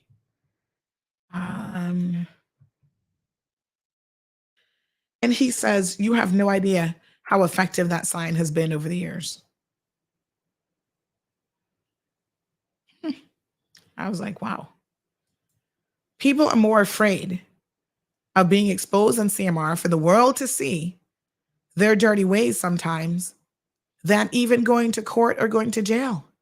I had a gentleman share a story with me some time ago where he said, Sandy, there was a guy who came to him. He'd gotten into some trouble with some money business, right? And so he came to him and said, he was trying to see how he could resolve this. It was a criminal case. And so he wasn't sure at that point if putting the money back would have made a difference. And as the conversation went on, he said, listen, because, it was a substantial amount of money. And the guy said, listen, I think you might actually be going to jail. This was the first time, because most people who have sticky fingers, they don't stop.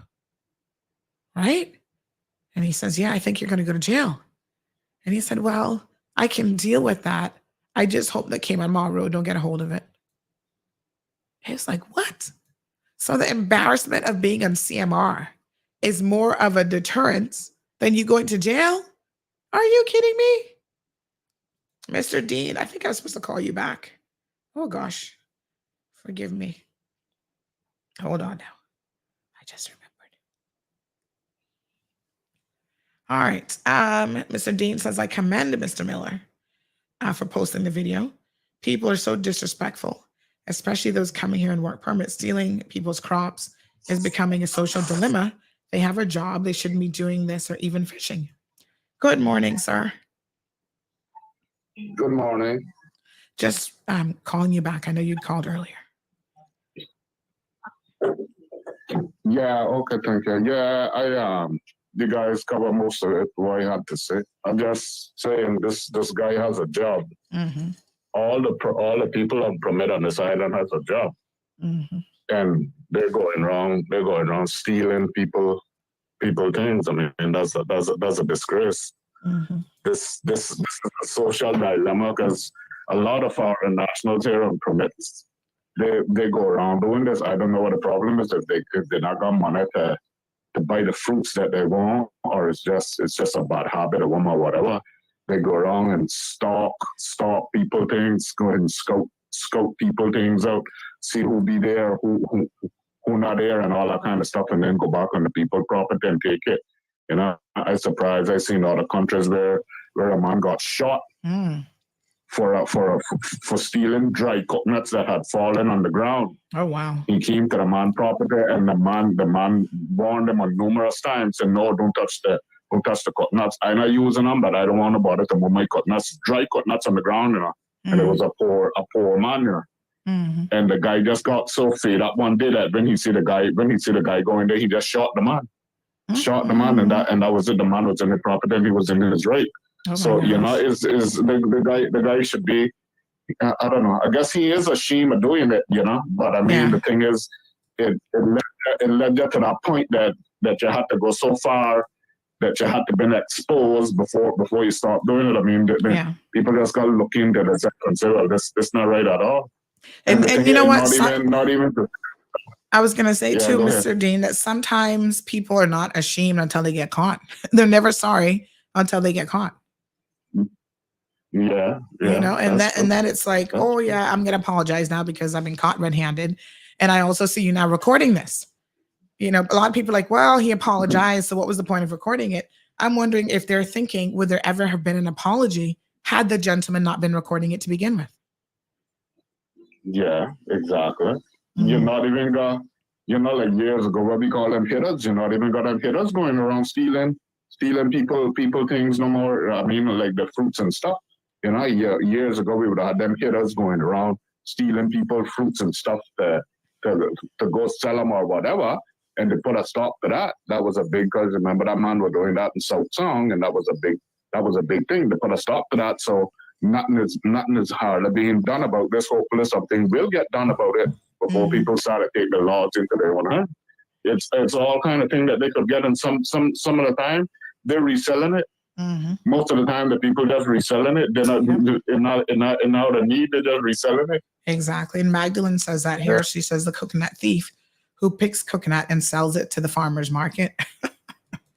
So apparently that's a lot of that seems to be going on as well. Well, thank you, my dear. Yeah. Okay then. I appreciate it. Have a good day. El Ray says that I agree with what someone said earlier, that work permit holders should require a permit to fish. Jonathan also says, so people, Jonathan makes a suggestion. He says, but to tell the truth, I think that government and private people need to start planting fruit trees of all kinds along the sides of the road in the bush. And it's probably not on the side of the road, Jonathan, but okay. In the roundabouts. What? No, Jonathan. In yards. Well, you can do it if you own the property. That's your yard, yes? In the parks, everywhere, and have it in such abundance that even thieves or supermarkets can sell it. So I'm asking people. I'm not quite sure I follow you there, Jonathan. So you want us to, I agree with planting in abundance. I don't agree with the roundabouts because that's a safety hazard. People running into them already. In yards, if it's your yard, you need to engage in backyard gardening, yes, but then it's your property. It's not for other people to come and take. So I'm not really sure how that solves anything in terms of this specific conversation. So he's saying that we can eliminate thieves from wanting something if it's in abundance. People don't steal things just because it's hard to find. People steal things because they don't have it.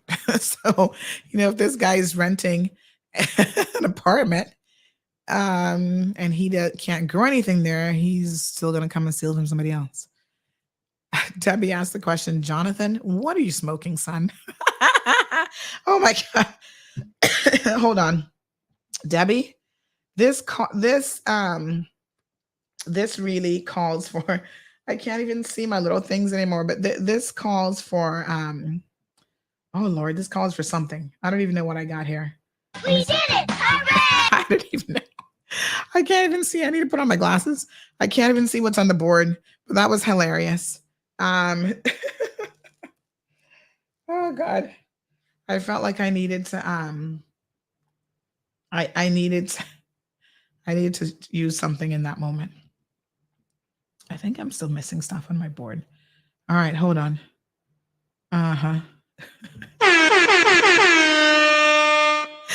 Debbie, that is the funniest comment of the morning, asking Jonathan exactly what it is that he's smoking. Oh my God. Oh, Jonathan, he says what he's trying to say is that you plant fruit trees in such abundance that everywhere they can't sell it. I think there'll always be a market for fruits in the grocery store. But anyway. All right, folks. So we've got our sargassum guest coming up. Let's go ahead and take a break for the news. Stay tuned because all of y'all are complaining about the sargassum, which is all over the ocean, all over the world. But we'll get the details from the expert, and we're going to deep dive into that conversation for the remainder of the show.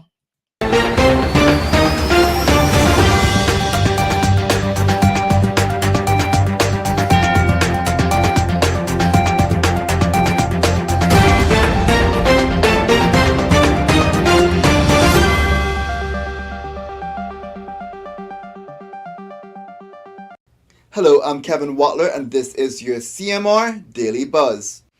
The Federal Reserve enacted its second consecutive 0.75 percentage point interest rate increase as it seeks to tap down runaway inflation without creating a recession. In taking the benchmark overnight borrowing rate up to a range of 2.25% to 2.5%, the move in June and July represent the most stringent consecutive action since the Fed began using the overnight funds rate as the principal tool of monetary policy in the early 1990s. While the Fed funds rate most directly impacts what banks charge each other for short-term loans, it feeds into a multitude of consumer products such as adjustable mortgages, auto loans, and credit cards. The increase takes the funds rate to its highest level since December 2018. One of Jamaica's most wanted men who was captured in the Cayman Islands has been deported to Jamaica. According to the Jamaica Constabulary Force, Rudolph Boxer Shaw was deported to the island Wednesday morning. Shaw was escorted to Jamaica by Cayman Customs and Border Control and Royal Cayman Islands Police Service officers and was handed over to the Jamaican authorities. Shaw was wanted in Jamaica for multiple murders and shootings, but managed to escape and flee to Cayman. The Royal Cayman Islands Police Service reported that shortly before 12:30 p.m. on Friday, July 8th, they arrested Shaw in the vicinity of Seymour Road in Georgetown. Firearms Response Unit officers in a marked service vehicle approached the vehicle with two occupants. The vehicle's occupants attempted to evade police and rammed into the police vehicle, causing their vehicle to become disabled. Police captured Shaw while the other man escaped on foot. Police did not provide a description or any other details of the other man who escaped. Police continue to look for two men who are wanted for firearm offenses. 25-year-old Charles Leonard Walton III and 27-year-old Luisto Estubio Hernandez are considered armed and dangerous. If seen, call 911 immediately, and police warn not to approach them. Police also continue to look for two missing men. 53-year-old Noel Paul Manning has been missing since June 24th, and 26-year-old Adrian Williamson has been missing since July 6th. You are asked to contact your nearest police station if you see either of them. A poaching attempt was interrupted by Department of Environment Conservation Officer Chad Bush last Saturday night in Grand Cayman. The large nesting green turtle was flipped on her back with her flippers tied with a rope. DOE's postgraduate researchers who assist the department for this season and monitor the 24-hour turtle hotline also responded to the call to examine the turtle and ensure she was uninjured before releasing her back to sea. If you see or hear about poaching, please call 911 to report it. Anonymous tips can be provided directly to the RCIPS via their confidential tip line at 949-7777 or via their website.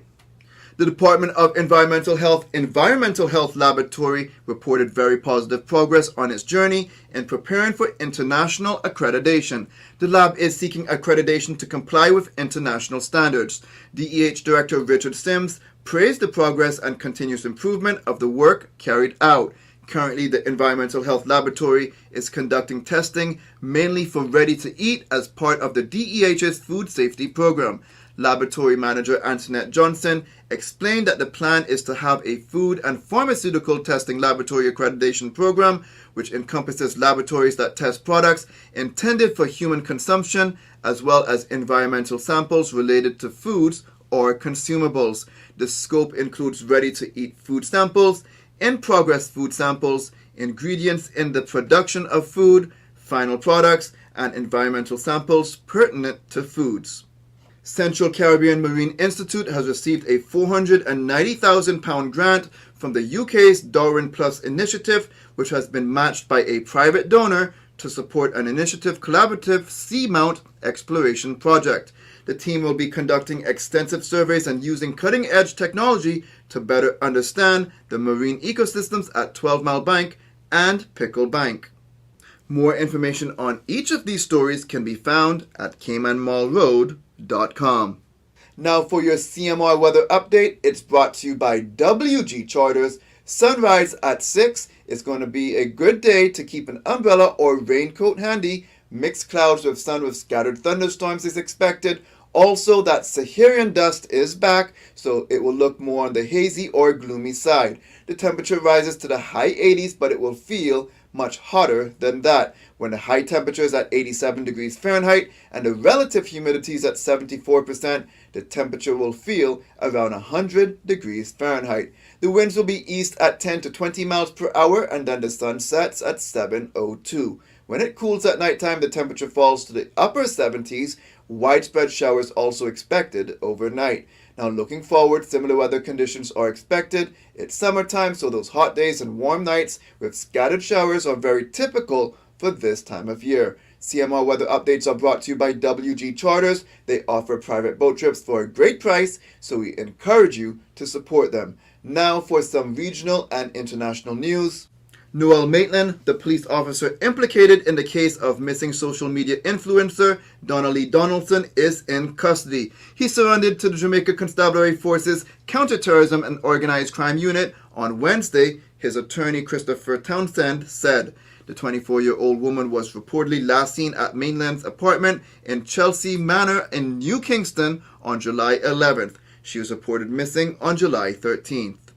As Caribbean nations look to recover from global external shocks, Jamaica's agriculture and Colonel Charles Jr. is calling for greater collaboration within the region in sharing the tools and solutions to pave the way forward. He cited a difficult past 2 years for the region, plagued with devastating global challenges such as the COVID-19 pandemic, climate change, and the Russia-Ukraine conflict. A U.S. woman shot her husband, a former Baltimore police officer, last week after he allegedly sexually abused children at her daycare center.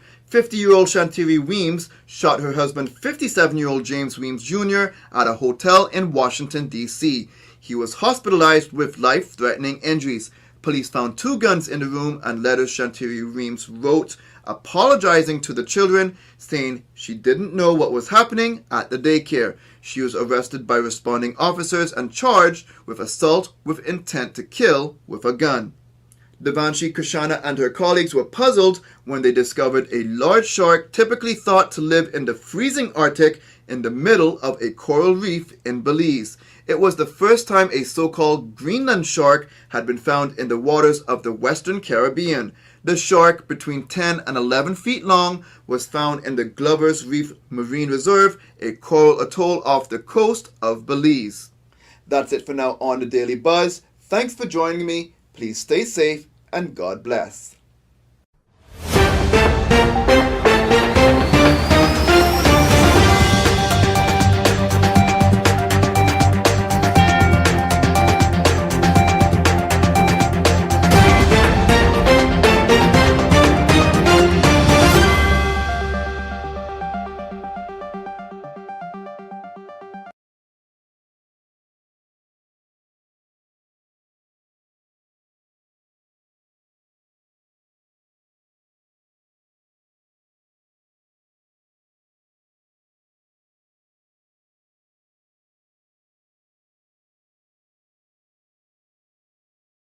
Our guests into the program.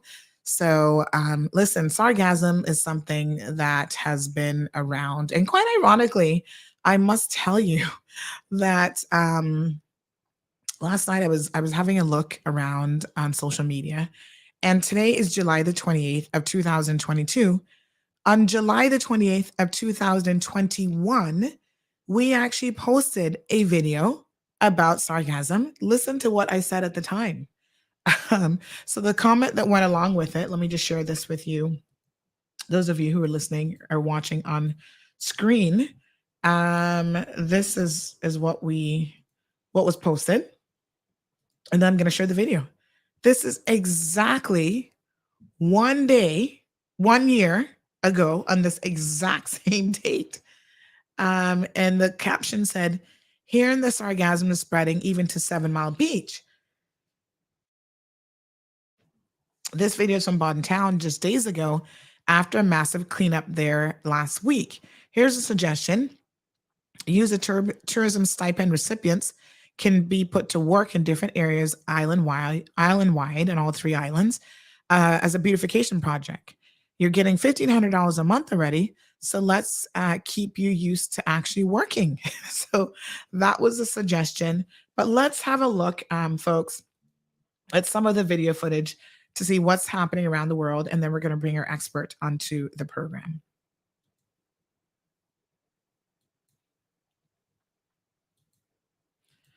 So this is, for the benefit of people who can't see this on the radio, this is a video of sargassum in the North Sound on July the 23rd, and this is by Brian Phelps.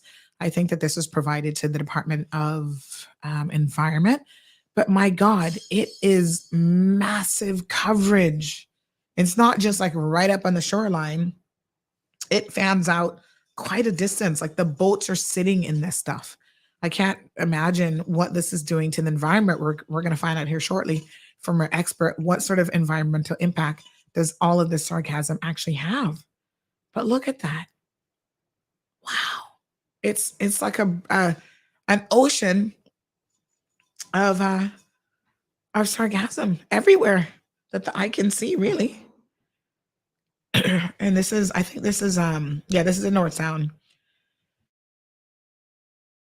But it's pervasive in other areas of the island as well. Here's another one called Orange Beach, sorry. This is not in Cayman. And I want to be very, very clear that this is not a problem that's unique to us. So check this one out.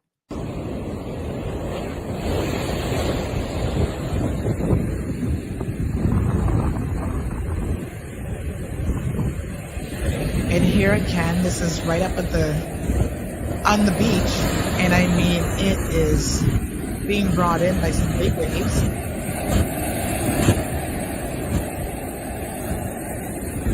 Super thick. And just have a look at that.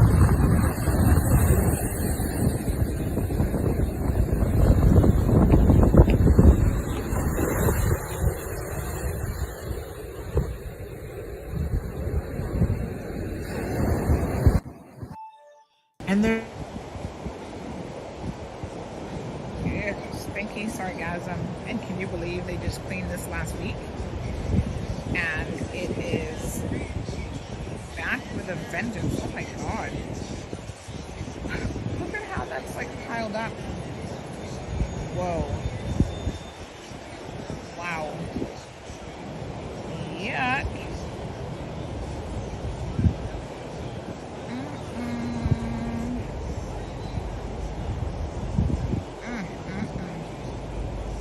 What a hot mess. Some.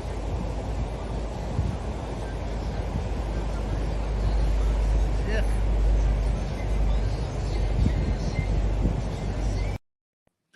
All right, so that was the video taken a year ago, today's date, on July the 28th. So let's go ahead and bring our guests into the program. Good morning, sir. I think we're ready for you. While he's getting finalized on his end, you got to unmute yourself, my love.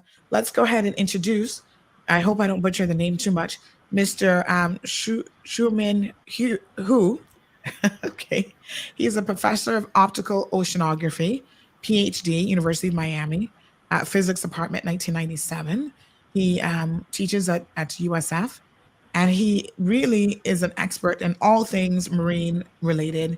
And certainly we want to be able to speak with him about the health and biodiversity of the ocean with this sargassum that's like everywhere. So good morning, sir. Tell me, how bad did I just butcher your name? You did pretty right. Yes. Thank you, Sandy. Okay. Okay. Well, thank you so much for joining us here this morning. We figured with your level of expertise, I didn't even know there was such a thing as physical oceanography, but hey, that's why the experts are there.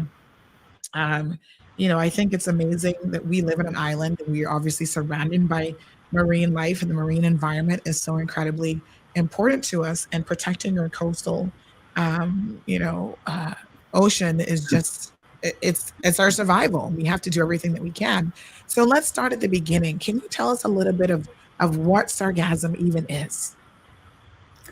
Well, sargassum is a brown seaweed or macroalgae that is abundant in the Atlantic Ocean, including in the Caribbean Sea and the Gulf of Mexico.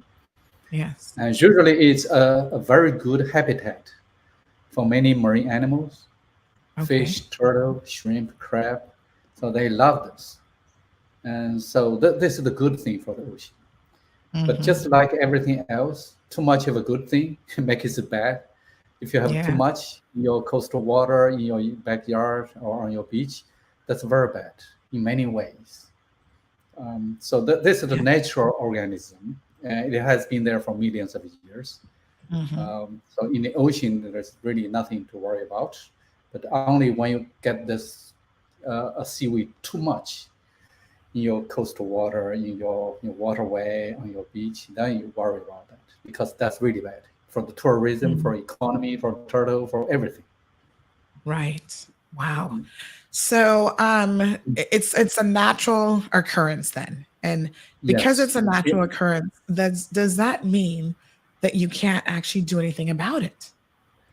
Well, it is natural, but humans did contribute to the recent growth.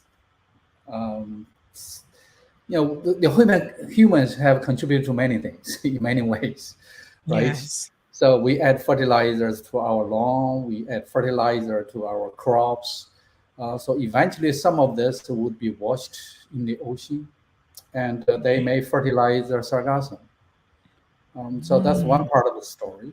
And if we have more dust storms, we have more dust from the Saharan desert. That will also add fertilizers, and there are fertilizers down to the bottom of the ocean. So there are different ways to fuel this plant. But the seaweed itself is natural. Depending on the factors, the human factors, the natural factors. In some years you may have more, other years you have less. So it fluctuates from year to year.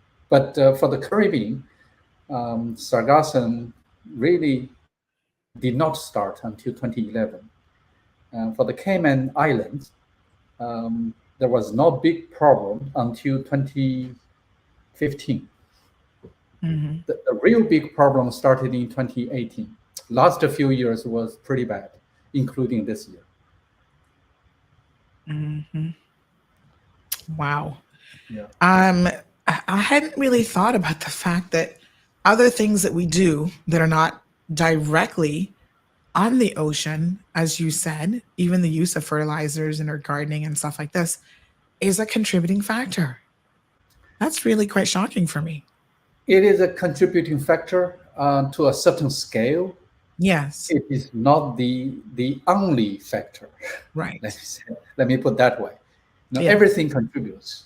So what we can do to reduce this, not to eliminate. There's no way to eliminate this. You can Right. reduce this impact, by reducing fertilizer use, to have a better management plan for Yes. nutrient, for nitrogen, phosphorus use, and also once it happens, so you see sargassum coming to your beach, there are ways to mitigate. You can deploy boom, you can deploy boats to collect them. And if you find ways to make a product from sargassum, then people will chase this. They will collect this before sargassum lands on the beach. So there are some ways to mitigate. I believe people in Mexico and in other Caribbean nations have already taken actions. I'm not familiar with the Cayman Islands, but I do have images showing the situation around the Cayman Islands. Well, I mean, it's pretty bad. But having said that, I don't know if you saw the video that I was just Yeah. playing. I'll pull it back up on the screen. But It's so impressive, yes. yes, I mean that's It's pretty bad, I would say. But in the ocean, so this is only just near the shoreline, right? yes, If but you it seems scale to span out quite a bit. Yes. Yeah, if you scale up to the ocean, and you see there is way more sargassum than what is shown in this video. They're really huge. So only a small portion of the sargassum in the ocean would get to this point. Right. All right. So what do we do about it? But before we get to what we need to do about it, the question is, why is it harmful to have this much sargassum on our shores or out in the ocean? Is it harmful? Because you said it's a natural occurring thing, but you also said too much of a good thing is not a good thing. Right. It is harmful in many ways. Yes. Sargassum itself is not toxic. So let's put that way. It's not toxic, but it's harmful in different ways. For example, just for the video you show here, it's so thick and it's so extensive. And the fish, other animals, they want to avoid this. They want to escape because sargassum use a lot of oxygen at night. And once they're dead, they sink to the bottom. And the bacteria would use this, would consume a lot of oxygen, will create a dead zone. That means the water does not have enough oxygen for animals. Okay. Then if the animals cannot swim fast enough to escape this lack of oxygen zone, they're dead. Likewise, if you have seagrass, if you have corals living on the bottom, so all of a sudden there's a dead blanket falling on the seagrass or corals, they're dead because they cannot breathe. They don't receive sunlight. Anything that's underneath this, you're saying? Right. They are impacted. Wow. Right. They're And impacted. I was reading on your biography that you said that basically the ocean creatures, right, everything in the marine life requires sunlight. A lot of it requires sunlight in order to be healthy. So with this blanketing, coverage of sargassum, obviously that's also blocking the sunlight. Absolutely. So seagrass requires the sunlight to grow, and corals require sunlight, and anything living on the bottom, they need sunlight. If all of a sudden you have a blanket to cover it up, they don't have enough sunlight, they suffer, or they can be dead, they can die. Also, too much of sargassum around mangroves, they get rotten. They smell very bad. Once they're dead on the surface, they release a gas, sulfate hydrogen, just like a rotten egg. It smells very bad. So people don't want to get close. So they, the tourists, just want to avoid that. And because of the smell, the rotten sargassum, they grow bacteria. So in that regard, it is bad for human health. So you really don't want to get in the rotten sargassum on the beach, especially when it is thick. We saw the video, a very thick layer of sargassum, and under sunshine in Cayman Islands, that's the tropics. A lot of sunshine every day. So just in a couple of days, they get rotten. It seems to happen. I was commenting that, quite ironically, a year ago, the exact time, this time last year, I was on the beach, covering this. So it works in a cycle. Is it certain times of year? Does it have to do with the moon? Like what is it that dictates when an episode of this is actually going to happen and potentially be as bad as what we're seeing right now? That's a great question. And like any other plant, this seaweed plant also has a seasonal cycle. So typically they grow the fastest in the spring. They reach the peak or the maximum in June or July every year. Then after August, they decline very fast. In winter, you have very little. So every year they just repeat the cycle. But in some years, the summer is worse than in other years. Just like this summer, this past June, July, is pretty bad. It's almost the worst in history, except 2018. All right. So June, July are the worst months for the Caribbean Sea, including Cayman Islands. So June, July, these are the worst months. But in some years, May already started to get a lot of sargassum. So the worst will disappear, in August, starting in August. So this situation will be, you have a little bit of relief by August. So the question then becomes, what can we do? I mean, there's a lot of recommendations about just going out on the water and rounding up the sargassum and using it as fertilizer and all sorts of other stuff. How realistic is a suggestion like that we do coastal cleanups? And are there any successful programs where coastal cleanups are actually, being used as like pilot programs or something that we can look to say, yes, this is the method of handling sargassum? Well, making fertilizer from sargassum is certainly a great idea. And that has been put in practice for many, many years. In the Gulf of Mexico, the residents in Texas face similar situation almost every year. Okay? So they just collect sargassum and make use as fertilizers. And in the Caribbean, I believe people do the same thing. And there are other ways to make products.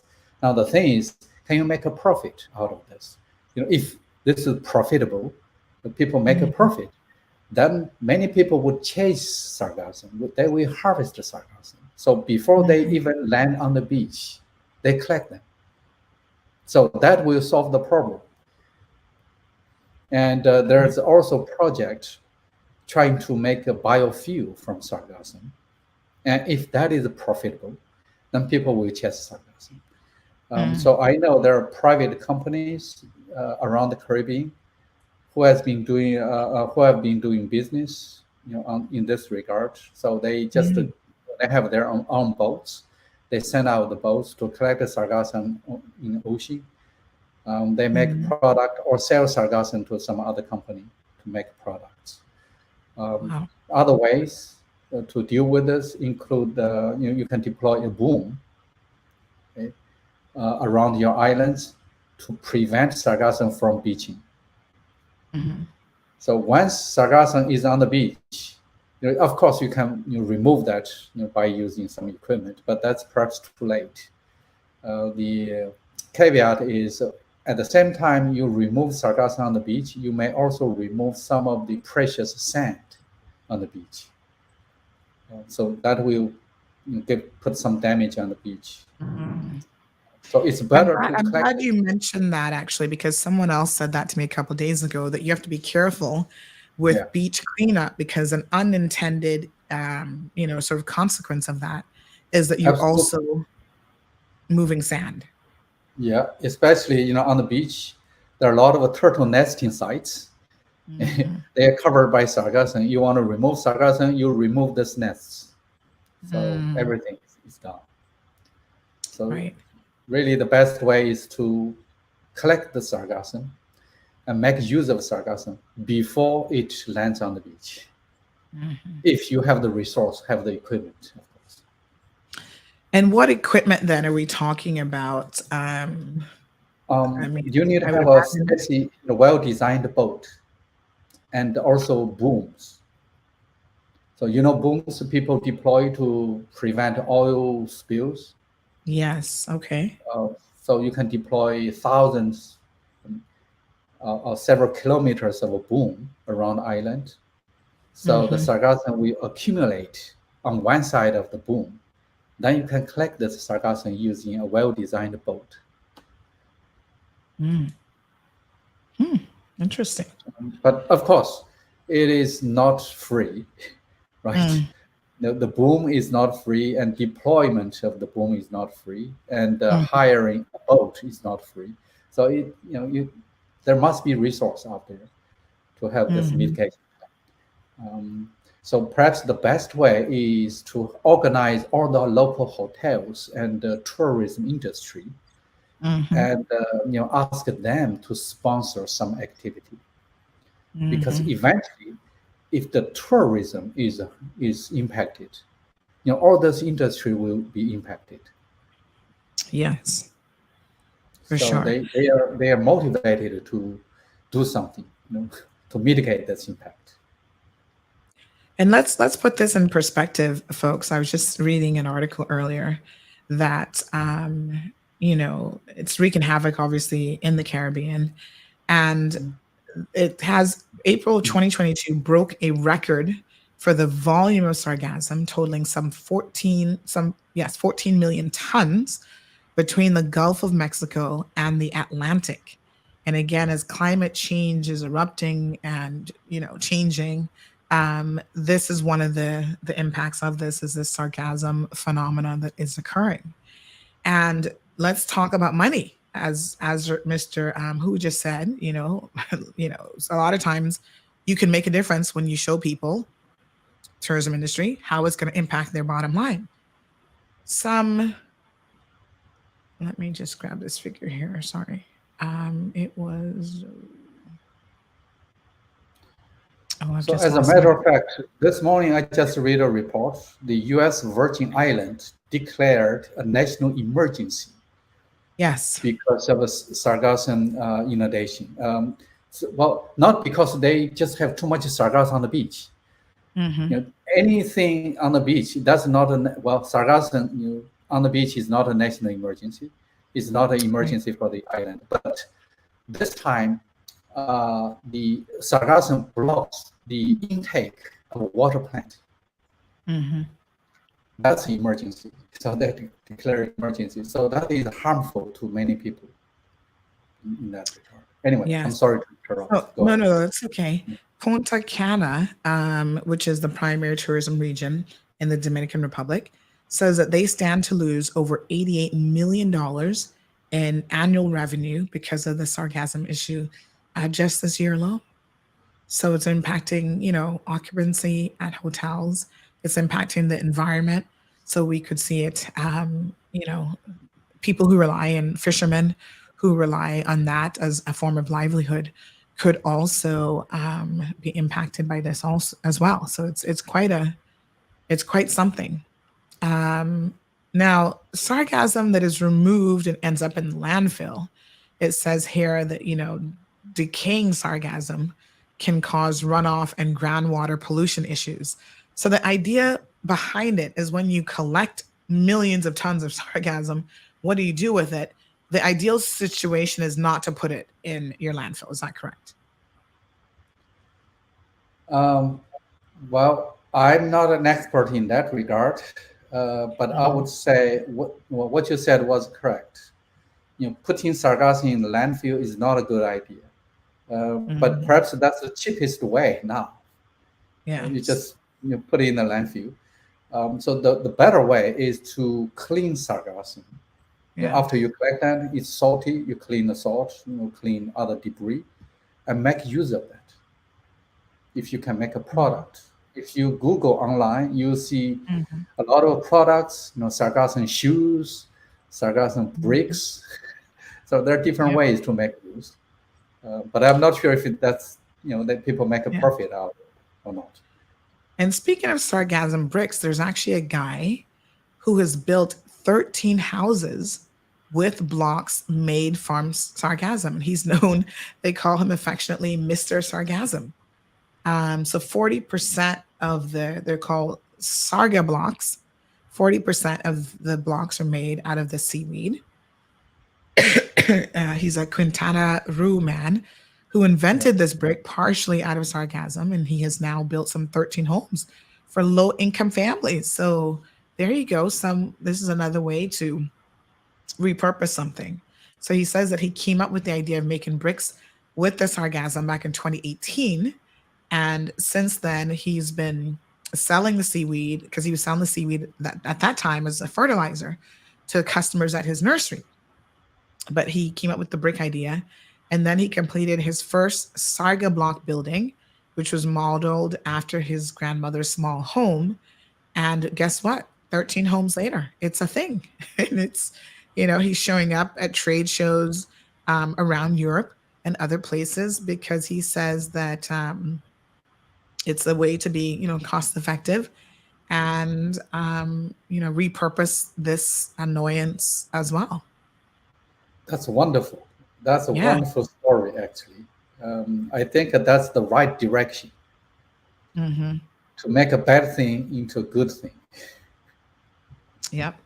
And it seems like they're actually pretty sturdy. I mean, might not be built for like in the city. It's not like in the middle of Miami that you'd put something like this, but still has a purpose in a lot of communities. Now, some other ways. Yes, sir. I hope other people can learn from this model. Yes, absolutely. Yeah. All right, folks, some other ways that it can be sort of repurposed. Again, it's all about trying to take this sargassum and monetize it via harvesting, and you can process it. Creating organic fertilizer is obviously one that a lot of people have talked about. Creating new bioplastic alternatives, extracting components for use in the cosmetic or medical industries, which is quite interesting, and meshing with other organic waste to produce biogas. So those are some of the alternatives at this particular time that are being looked at. So again, if you guys want some additional information on that, I can certainly send you some links, but it has been used.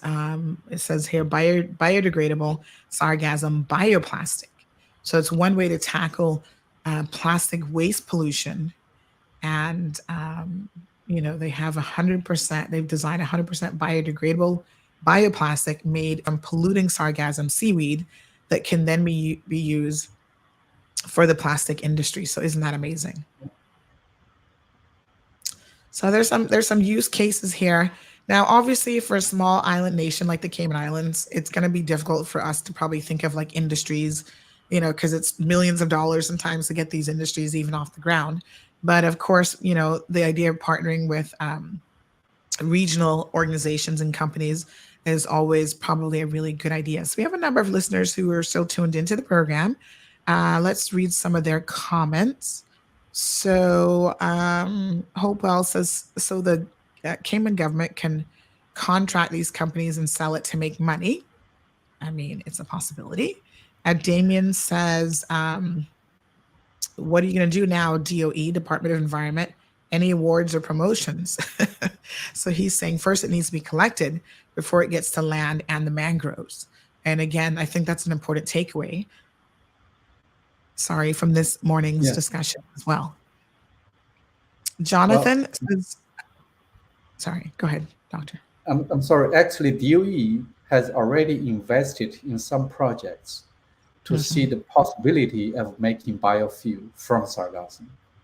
But it's just a research, right? It's not a implementation to make a biofuel. It's still in research phase. But that's that's one way of how to use sargassum.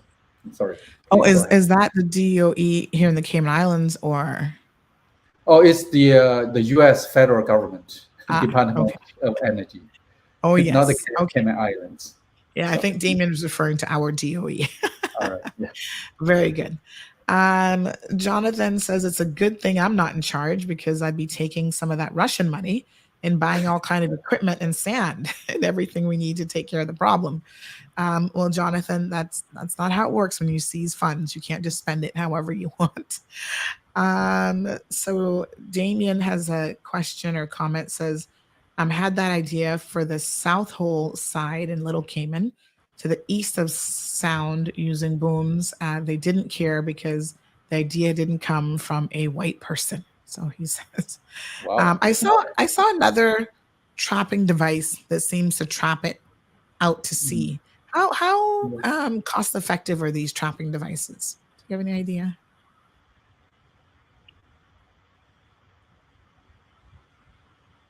Sorry, doctor. Do you have any idea of the cost of any trapping devices? No, I have no idea. Okay. So I'm not in that field. Yes. So I can't comment on that. Okay, we have one question from a listener. Yeah. This listener says, can you ask your guest that if the hydrogen sulfide gas from sargassum is harmful to those in close proximity? So is it harmful to human beings outside of obviously what it does to the marine environment? Is it harmful to us as well? Yes, it is. Especially for people who already have some breathing problem, like you have asthma already. You get too close to this rotten sargassum, you breathe a lot of hydrogen sulfide. That is harmful. So some hospitals already see more patients because of this. Wow. Thank you, Selvin, for that wonderful question. Miss Lisa says that we're killing the planet. Sue says, asking why it's not impacted 7 Mile Beach. All the hotels are there. So is there a particular reason why it gathers like I'm guessing this is just the movement of the waves, but is there any other reason why it might impact certain regions or areas of an island than others? So I'm not familiar with the geography of the islands. Yes. What I can say is most of the time, the southern part and the western part of the islands are impacted the most.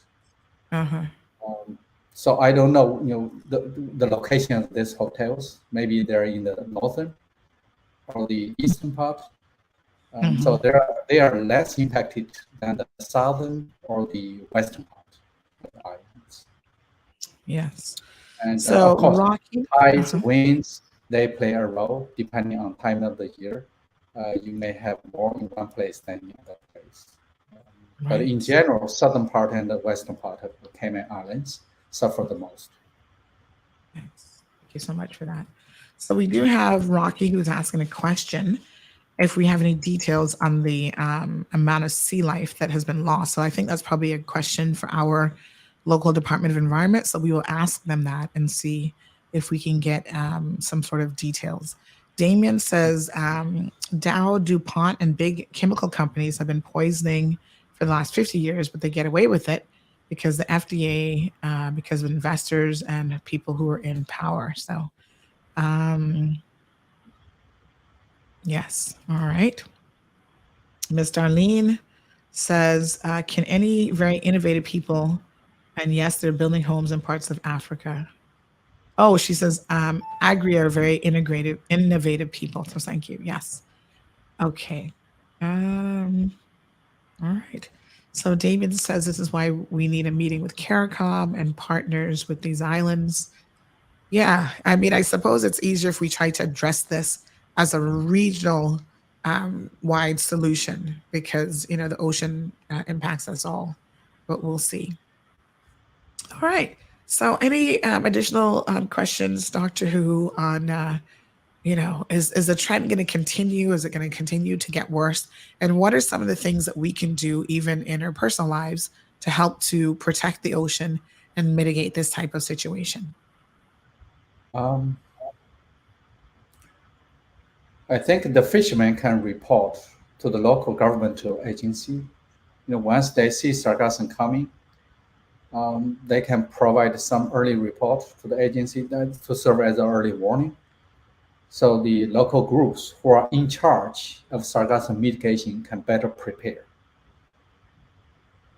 Then as an individual, you really can't do much to help this out. The best you can do is just to avoid that.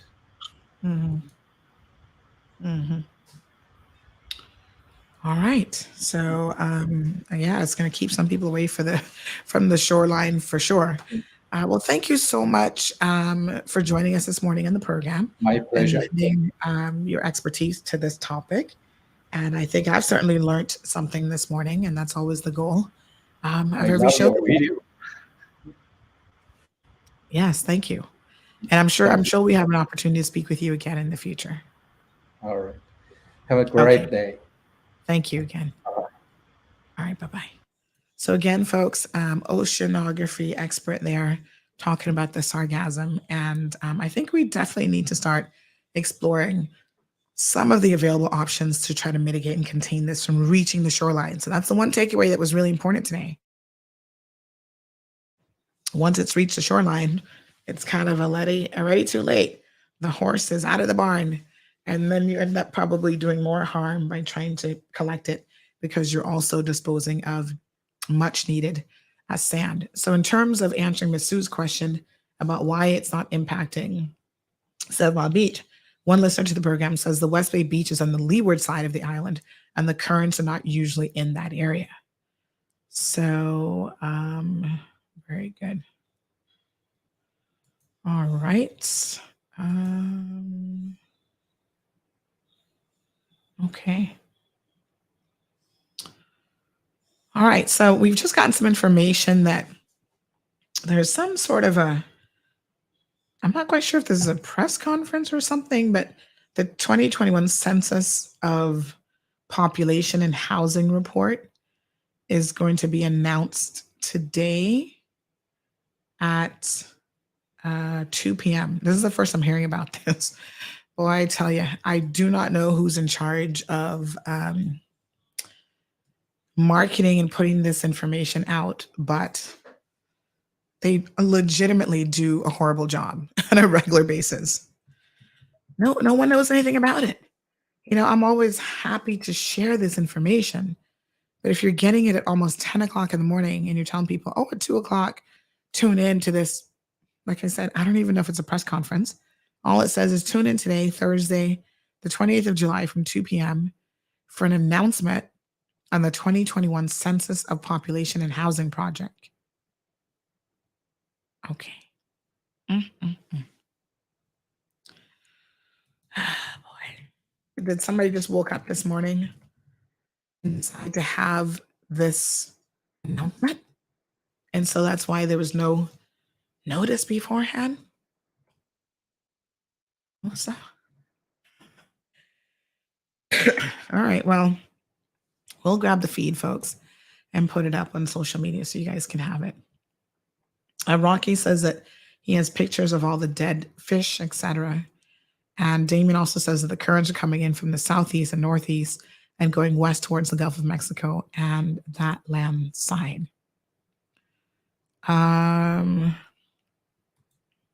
Damien says if there's a northwester, then it will get put on 7 Mile Beach, which obviously we definitely do not want. But I think anything that ends up on a shoreline. So I'm interested to know what the plan is of action in relation to this. So we'll start to ask some questions. How about this last minute meeting? Damien says no vision maybe. Well, I don't know who's driving the vision and who's responsible for execution of the vision, because they can be very different things. But the lack of planning and giving people sufficient notice, to me, is oftentimes really, really shocking. And then they wonder why nobody tunes in and listens to these things. It's like, some people actually plan their lives. Maybe whoever's in charge of these announcements don't, but there are other people who do. So quite shocking. All right, folks, a lot of you have been asking about updates on the situation in Cayman Brac with the child. There are a lot of rumors that are circulating. I can tell you that the rumors that I've heard so far, the majority of them are not true. Some include that the child was found in a particular state, and none of those rumors, to the best of my knowledge, and I was asking, trust me, multiple sources, even on the day of the event. None of that is true. So we just have to be patient and sit back and wait. I don't think whatever this is, that it's going to be solved or resolved overnight, folks. So, yes, so we'll have to wait and see. What we'll do tomorrow is Friday. So we're going to talk a little bit about, normally on Thursday, we do our consumer protection. We'll move that kind of over to Friday, and then we'll also talk about the small claims court and how you can start your action in the small claims court, because I know a lot of you are interested in that conversation. And we're also going to talk about water safety, things like dry drowning, how to protect your children around water, because obviously we live, pools and water. The island is surrounded by water, obviously, and we need to ensure that we're doing everything that we possibly can to protect our children as much as possible from any of those dangers, because it is always a present danger. And a bit of news this morning coming out of the DART organization. So you might want to